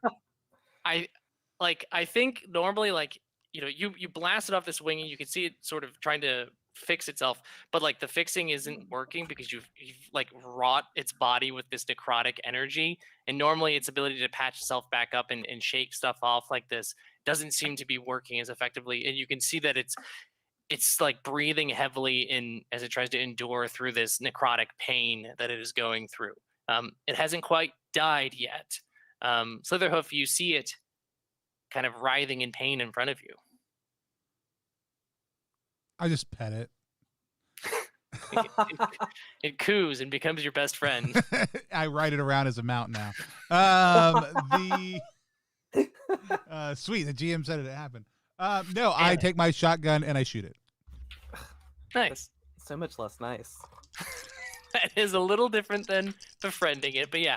So yeah, you're just going to like try and blast it away with like a fire or a pyre roll here. Yeah, that's a 6. Nice. The damage from the shotgun, it being elemental too, kind of just it continues to cut through the shielding, the sort of magical weave of shielding it had on its body, and this thing just gets a huge hole blasted through its chest, and it drops down to the ground, dead. You've killed these bugs. There's all these humans on the other side who are not moving. They are still stunned in total paralyzing fear right now. But the street seems to be clear for the moment. Zach, Oh, Zach, you're muted. Oh no, I'm sorry. I was picturing like when he's trying to put his wing back on, but his like tendril finger things or whatever are also necrotizing and falling off. Like his hands are falling off while he's trying to do it. It's just the saddest thing, and he's just like fucking mercy kill. Truly, it's just putting it out of its misery. Right. It was just like suffering. Like it was very nice of you to do that. I want to say on behalf of for your character, you did the right thing. On behalf of bug people everywhere. I'm sorry. Yeah. So there's the crowd across the street, and then the storage facility that you've been looking for. Do you do anything with the crowd, or is your focus entirely on the storage facility now? I mean, I think we tell them to at least get into the storage facility at this point. I'm not like a public speaker kind of guy. I just freeze. I'm like, I don't know. Someone else handle this. Someone with some leadership fucking deal with this. Who's the most noble of us? Everyone looks at Slitherhoof. Yeah, Right, I was you're about to say, probably do you send the death beacon forward as the emissary? I'm thinking no. So would you try and corral these people to go into the storage facility? Yeah, I mean, I think that was I think our intent. Yeah. Okay. So yeah, they probably stand in fear of Grimm and keep a distance from them, but otherwise they go into this storage facility. You enter the front, and this place is massive. It's meant to hold the supply. It's one of many storage facilities, but this is the kind of the primary one. This is meant to house most of the goods that humanity keeps, especially being considered the last city. It was meant to feed and clothe humanity for generations should anything happen. So it's this massive facility that you find yourselves in, and as you've mentioned before, there has been some sort of what is the right word? Like ferrying people to and from this place. So there's even though it's already filled with goods, it's also filled with people. And how do the people respond when they see each of you? Like, what is your how do the people perceive you specifically? They your beacons, yes, but every beacon is notorious around town. So what is the sort of reputation or reaction that we see from some of these survivors as they see Slitherhoof, Grimm, and East specifically come in? There's a lot of third-party Slitherhoof merch in the crowd. Not licensed, not approved, but a lot of it. People are excited. Nice. I think people have the exact opposite reaction to Grimm coming in. I think I have been a beacon here for longer than most people can remember. I've been around since before there was this the whole class-based thing. And I think people have heard stories of Grimm, and they probably don't paint them in a great light. So they definitely keep their distance. Is there that one person, though, who is just all into it? Yeah. There's way one, too into it. 16-year-old. super into really Grimm. heavy eyeliner. Yeah, exactly. Very, very much getting the vibe. Is all about it. Has their own journal. Perfect. And East, what is your reputation around town? I feel like people probably it, for as much as a beacon would be known, he's probably not that well known. Probably probably keeps kind of a low profile. He's not trying to get his face out there, and is embarrassed if it is. He doesn't want any attention. Doesn't want to deal with. He wouldn't want to know anyone to know who he is. Really, just kind of keeps a low profile. Nice. Hangs out with the other Defoes exclusively. Perfect. Yeah. So maybe one or two locals who live on the street and are aware of the bar might be like, oh, there's Giordano East, and then everyone else is like, who? I didn't know he was a beacon. So yeah, you all begin to kind of shuffle your way through into this place, and East, you spot a familiar figure off in the distance, kind of further into the room. And there's that moment of almost like the same feeling you felt when the sun pulsed before, that chill in the stomach. But then all of you feel that, and there's this shockwave that slams into the building. And you all can feel it. Your connection to the light, the thing that has powered you and sustained you, has been severed. The sun seems to have died. And what light you have remaining is the last light that you will ever have as beacons. Knowing that this is how you come back to life, this is what powers your powers, what fuel you have left, and I mean that just metaphorically as your light fuel, that's what you got. And as that feeling kind of washes over you, you see this static haze kind of manifest in the middle of the room, and kind of teleporting into place are these robotic beings that sort of just emerge and look around with these the steely cold gaze of a chrome blank matte face, and they all look around in the room and then just begin punching through humans that are in this place and starting to smash things. They start blinking in and around the room. There's about 5 of them in the center of the room from where you are right now. they don't seem to be aware of you or give a shit about you. They are murdering people and destroying supplies. What do you want to do? I'm gonna leap head first into the middle of all of them. Nice. So we see Slitherhoof just kind of like go dashing and slamming. Are you kind of doing what you were doing before at the artillery thing, like just like jumping into the spot, or? Yeah, like this is a grab up, jump up, grab something, swing over, land hard maneuver. Nice. Sweet. Let's see the pyre roll, because you're trying to do like a big cannonball entrance Right. here as you slam down into these amongst these robots. That's a 5. So yeah, you come slamming down onto them. There's like a shockwave that kind of like pushes them back naturally because you're a graviton, and so you just have these effects of gravity.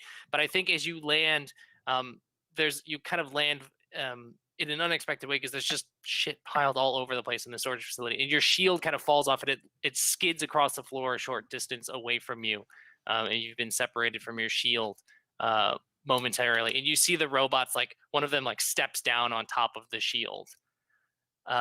Grim and East, you see Slitherhoof has kind of jumped into the middle of them, got their attention. What do you want to do?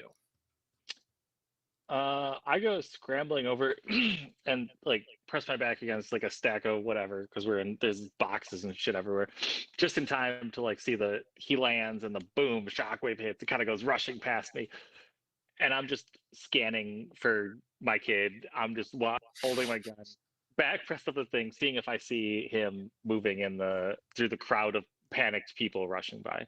Let's see a nether roll to see if you can kind of like scan the crowd and ping your kid out there. All right.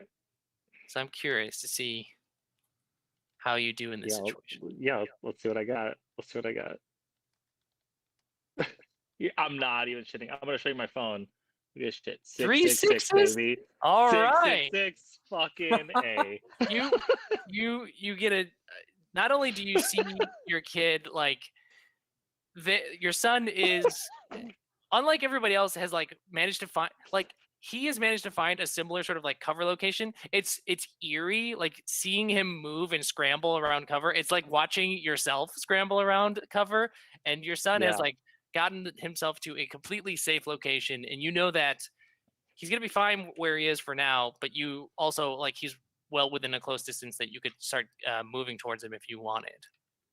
Yeah, not quite yet. There's just like that momentary eye contact, and I'm like just happy to know that he's like making the right call, and then we can cut to someone else. Perfect. So Grim, you look over.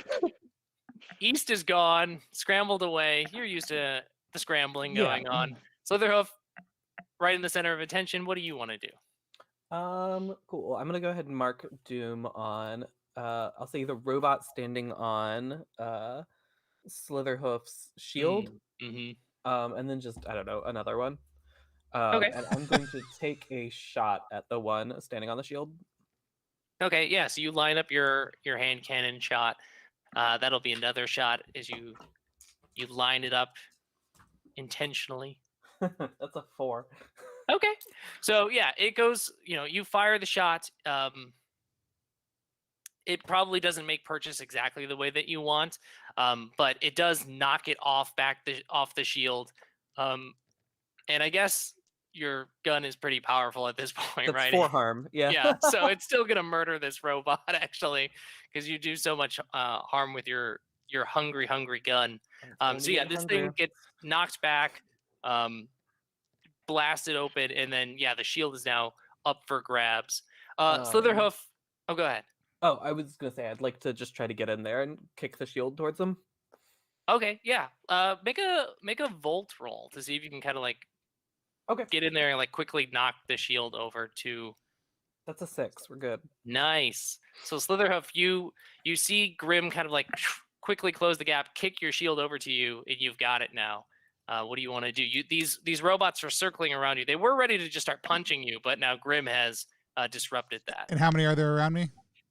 There are 4 of them around you. I am going to punch one of them. Okay.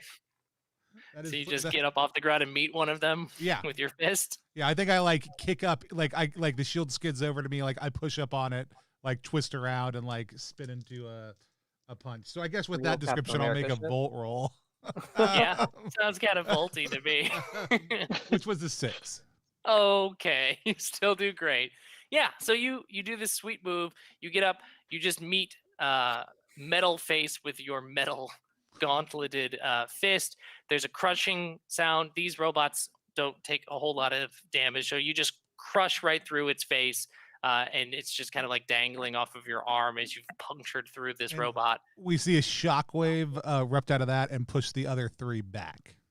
Nice. So the other 3 kind of get knocked back. They stumble.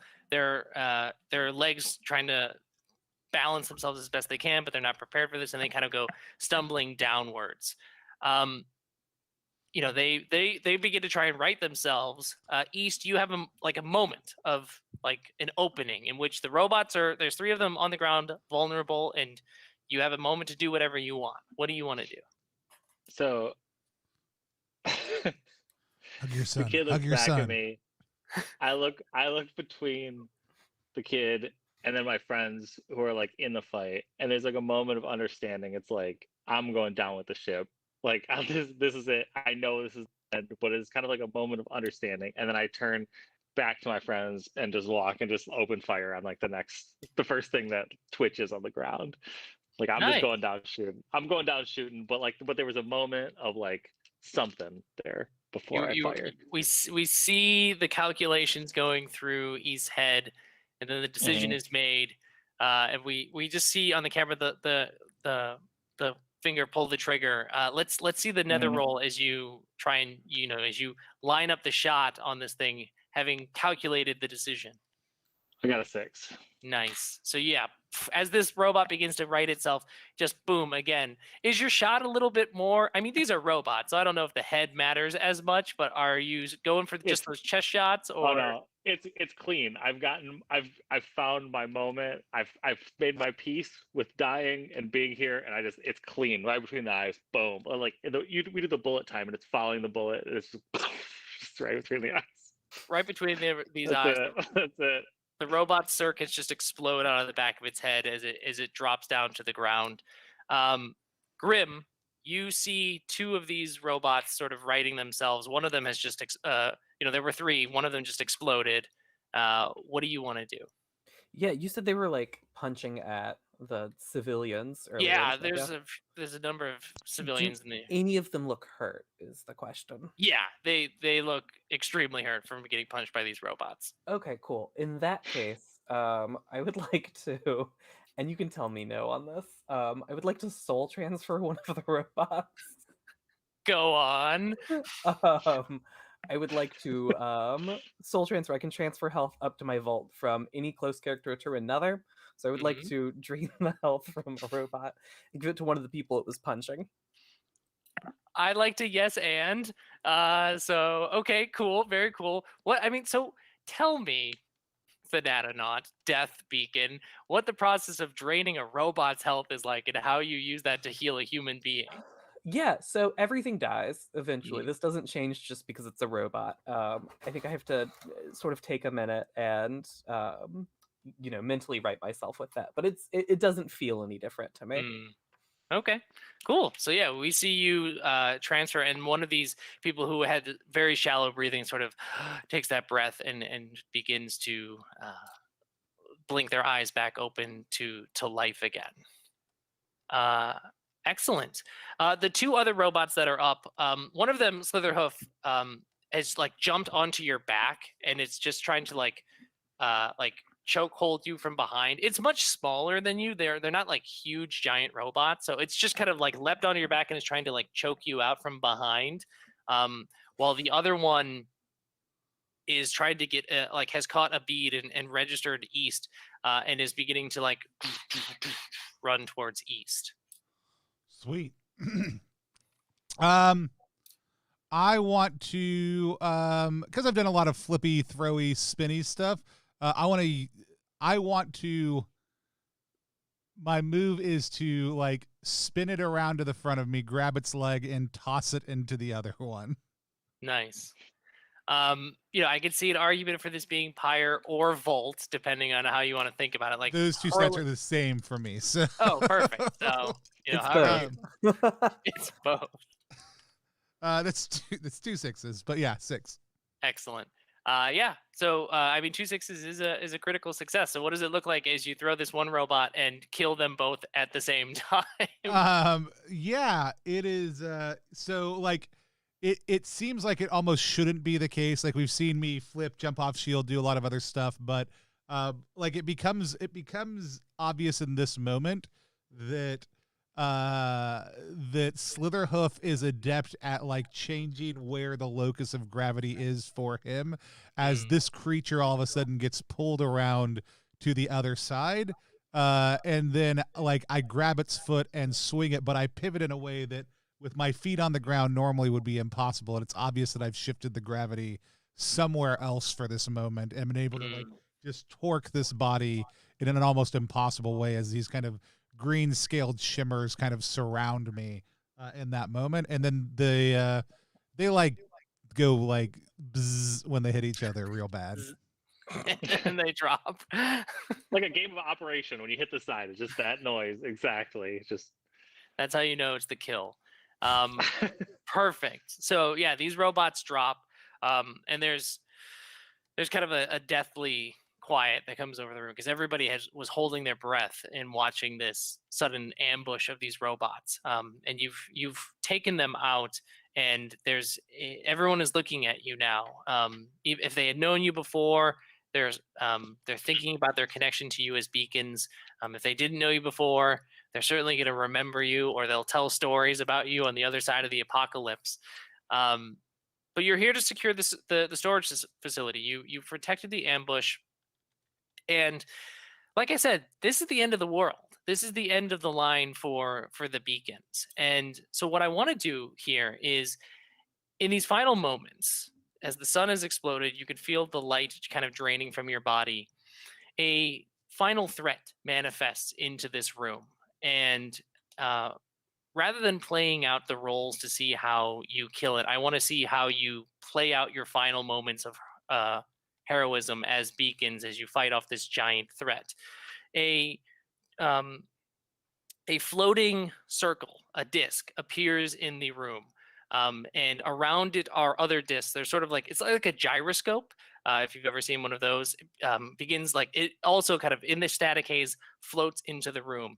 And from this gyroscope begins to emit piercing laser blasts that just begin to cut through the food supplies, cut through anybody that is in this area.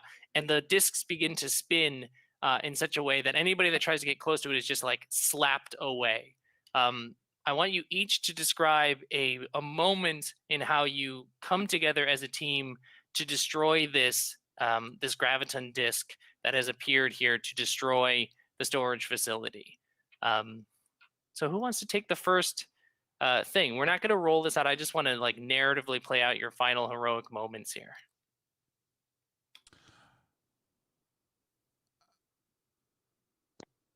I have a thought. Go for it. Okay, cool. Me and Tony were both clearly thinking there. Yeah, I think my gun has been getting more hungry as we go here. And you said it's surrounded by these discs, and I think I have been, trying to focus on these discs and getting some good shots in, and it's getting hungrier and hungrier as we go. It's the weapon gets more powerful, but eventually there's a cost to that. So yeah, we see your gun becoming more powerful. It's blasting through these discs as they begin to spin around, but the gun, like the hunger now, you can feel it getting out of control, and like the light in you is not able to maybe hold it off the way that it had been before, but you just continue to fire to try and blast away these discs. So we see Grim doing what they can to just destroy the propelling sort of shield around it. East or Slitherhoof, what do you do in these against this final monstrosity? You got anything, Zach? Yeah, I mean, I'm gonna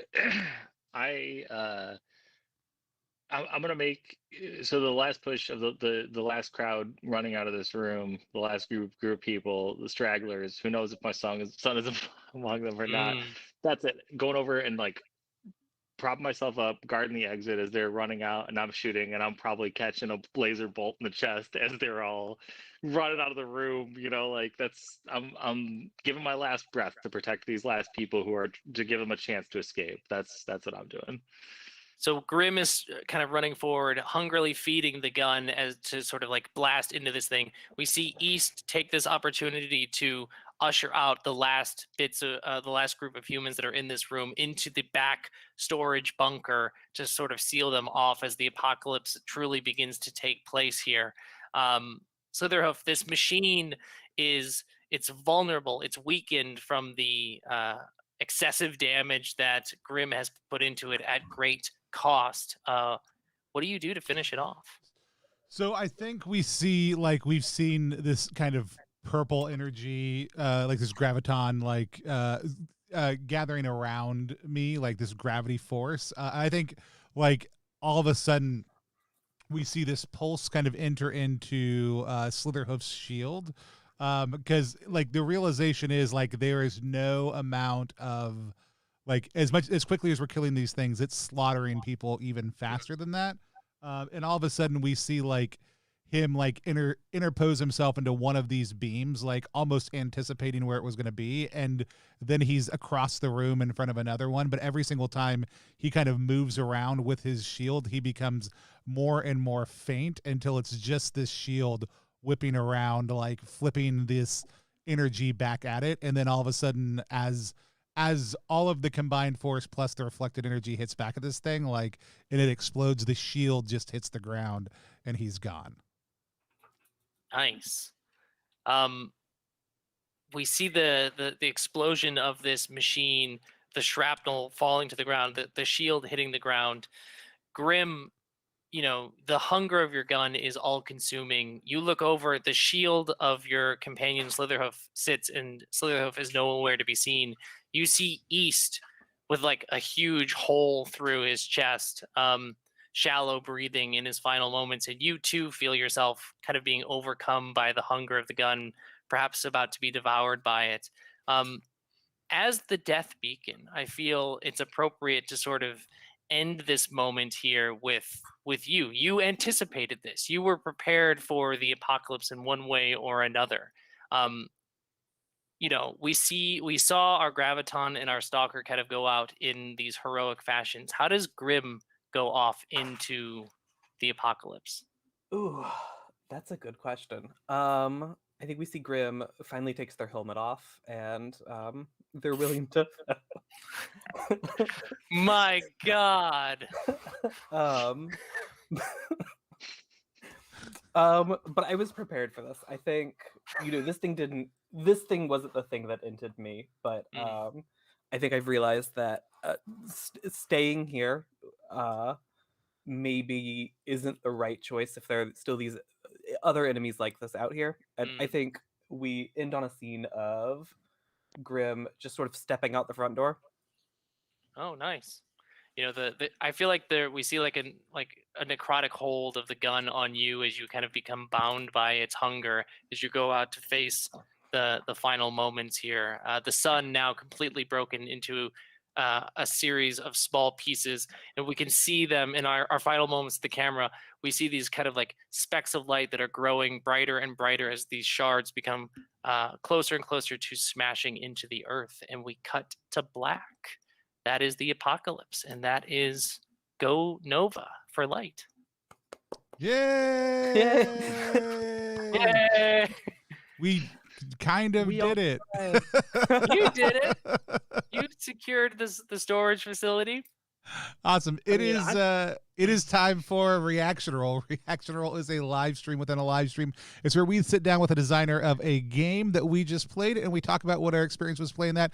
Today we are playing Light, but we are playing Light Go Nova, a adventure, because I can't remember the word, that a strike that for Light that was set up as a crossover event for part of Spencer's Nova campaign for Flash funding also too. This is my first time to play the OG Lumen system Light, and I had an absolute blast playing it. But Spencer, give everybody the elevator pitch of Light, or Light Go Nova.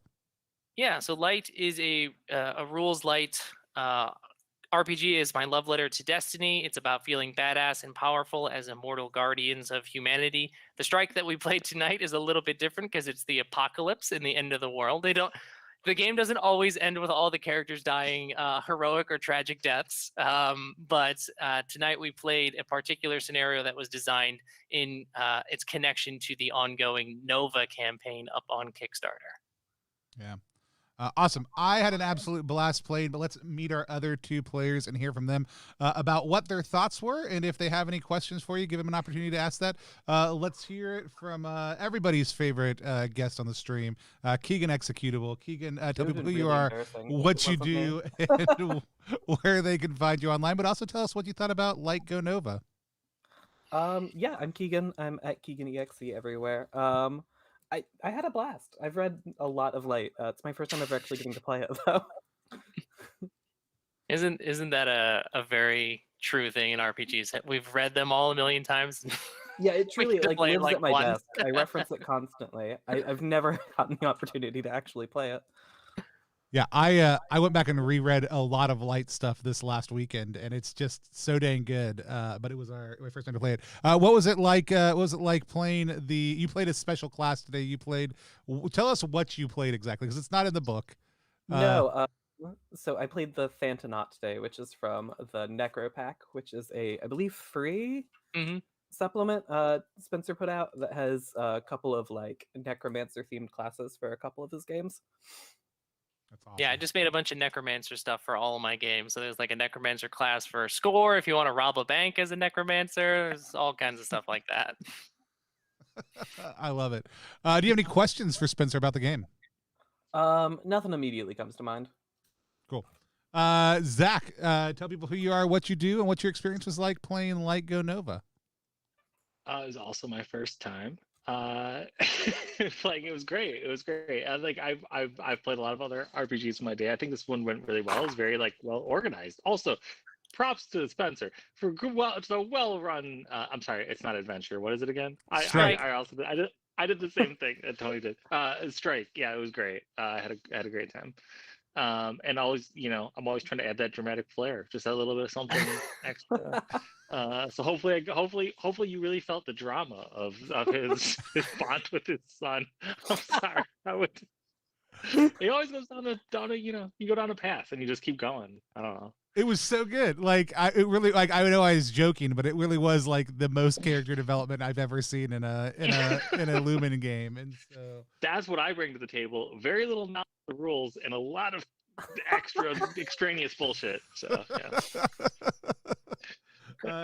The character, it is one of the aspects I think of Lumen games that in a lot of ways feels way more OSR than it feels like narrative game. Is the rules are clean and simple, and there's not a lot, there's a lot that generates some knowledge about your character, but there's nothing that says here's how you tell the story.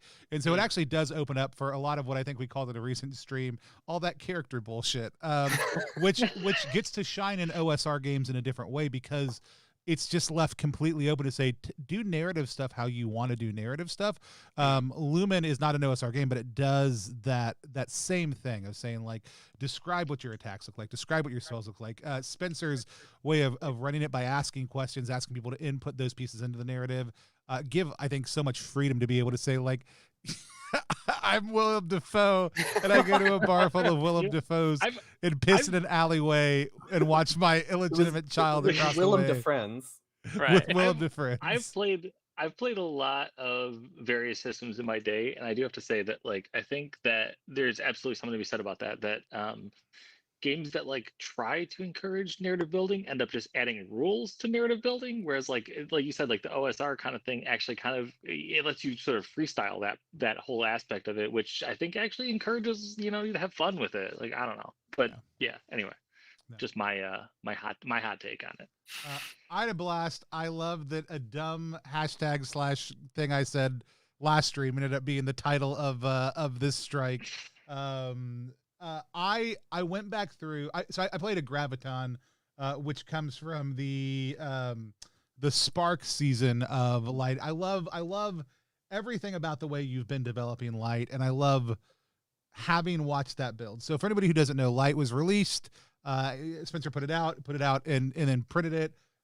It was incredibly well received as an idea, but then put out like a season 1 pack and has a season 2 pack that's up in process right now of being released. Right, there's more coming because you actually put them out as basically DLC style pieces. But then the Lumen SRD came out, and so now there's Nova and all these other Lumen games that all share a lot of the same core elements. So when you've played one Lumen game, you get a little bit of a feel of it. But we've played now 5 on the stream, and like 5 different Lumen games, and we have some more coming up.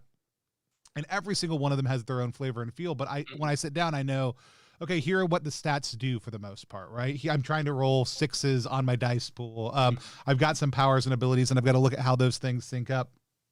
But just some of the little pieces that you've done to add flavor and flair through the different season packs and other pieces like that, I think it's just been such a blast to watch. And I'm having just so much fun watching what you're doing with Nova right now. We were talking in the chat, Eldritch Mouse and Dan Phipps are in there also too, along with some other folks, about how you've now blown up the sun twice. Like you've now literally blown up the sun twice. And that's pretty impressive. You blew up the sun, went back in time, traveled to a different system, and then blew it up again. And then I think that's great. What I want to know is, in canon, since you created these games, and since there's heavy canon for all these very things, extensive lore, can Slitherhoof's shield be the shield that Warden technology is built around? I think it has to be. There we go. We have the clear line between Light and Nova then. Dan Phipps says go for the hat trick. No, tell us a little bit about Nova right now. It's doing well. You've got a few more days left. It's another Lumen game, right? So if you liked the system, if you liked the feel of it, but you want to see something else that Spencer has done with it, Nova is a place to do that. Tell us a little bit more about it. Yeah, so Nova is up on Kickstarter right now. It's a Lumen game, so it means it's action packed. It's focused on combat. You play as exosuit mechs in a world in which the sun has exploded, and shards of sunlight have crashed down to Earth, and humanity is trying to rebuild around those shards. You go out into the dangerous world beyond called the Dusk to explore ruins of old Earth in these cool robot suits, and try and bring back some remnants of hope to humanity. It's on Kickstarter for I think like 10 more days now, something like that. Kickstarter says 9, but they do time in a very weird way. So it could be, you could have just passed the 1 hour into that or whatever, and it would be right. Yeah, so it ends on July 3rd, if that helps. Then that Saturday. Awesome.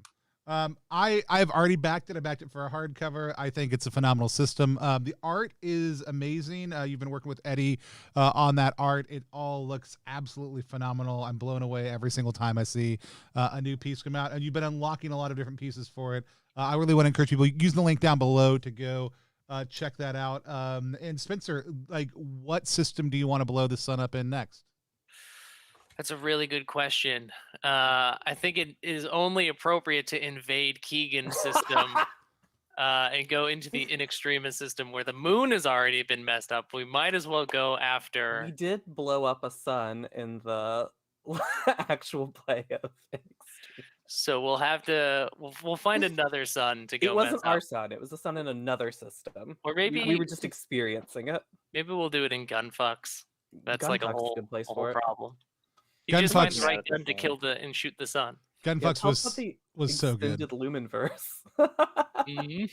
I do want to get all the Lumen games together for a battle royale at the end of it all. We got to figure That'd be out pretty cool. the unified Are they- Lumen system.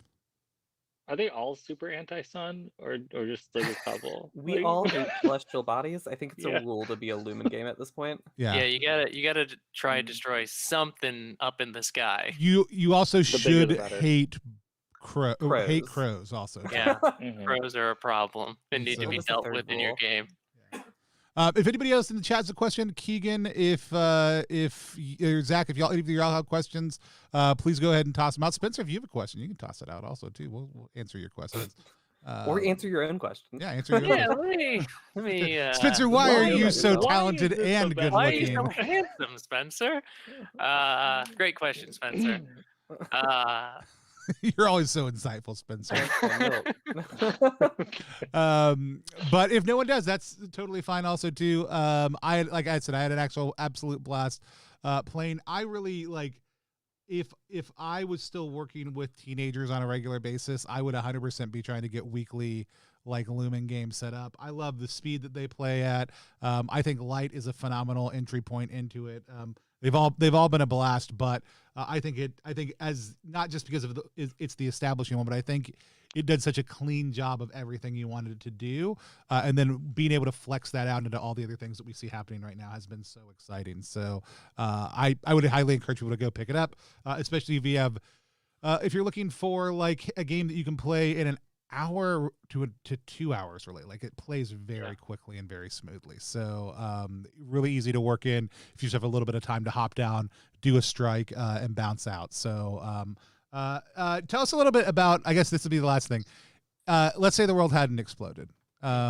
We would have gotten what loot would we have gotten from this mission? What boons would we have gotten from this mission? Oh yeah, so at the end of a strike, you generate a bunch of loot and engrams that would then get like translated into guns at the gunsmith. So assuming the gunsmith also didn't explode, you also would roll a d6. So if you all want to roll 1d6 to see what extra thing that you would have gotten, we can always do that as well.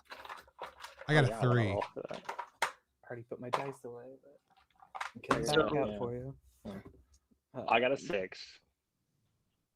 Nice. I got the best 4. stuff. So Slitherhoof, you would have earned an extra engram on the fight. Grim, you would have gained faction favor, so there would be some group in the city that you were working with that you've gained a special amount of good favor with. The DeFriends. The DeFriends, yeah, you've gained a close relationship with the DeFriends. And then East would have gotten a strike-specific weapon. So like each strike is also, you're supposed to generate kind of a unique weapon that you can earn by completing it. I hadn't anticipated that because it was the apocalypse, so I don't have but I imagine maybe that if East had survived, that maybe he would have repurposed the laser gyroscope into some sort of cool laser weapon that would be used for future strikes. Maybe your son can inherit your legendary weapon. Right, yeah. That's the new legendary weapon. He's gonna pick it up off the ground and be like, "This gun feels right." You know. Or whoever just picked up my gun. Yeah, whoever picked up your gun, Grim, is cursed. They're fucked. Awesome. Well, I had an absolute blast playing. Just a reminder, everybody, if you want to check out more of what we do, we put all of our videos immediately onto YouTube. So this one's uploading right now as we speak, because you could have watched it live there also too. Check it out there along with the reviews we do, any of the interviews, any of the past content we do over there. We are trying to get up to 1,000 subscribers, and we're getting closer and closer all the time. We're like lowish 700s right now. And if you want to help support the channel, you can think about becoming a content champion over at Ko-fi.com. We've got some great stuff coming out there, hopefully in the next month as they integrate some of the tier stuff that they're doing. But if you want to support what we do and keep content free for small creators, we would really love that. It helps us out and helps us keep our staff well paid for everything that they do, because I pay them out of pocket right now. And then next Wednesday, right now, we've got Down We Go happening at 3 p.m. Eastern time. We also have an Unknown Army stream that we're going to be doing this Saturday. I still have a graphic for it yet, but we'll get there eventually. But until next time, I've still never figured out a way to sign off the streams really well. And we never probably at this point will. So we're just going to wave at the camera until we go offline. We've been offline for a minute now. Yeah, I ended the stream like I ended the stream 5 minutes ago.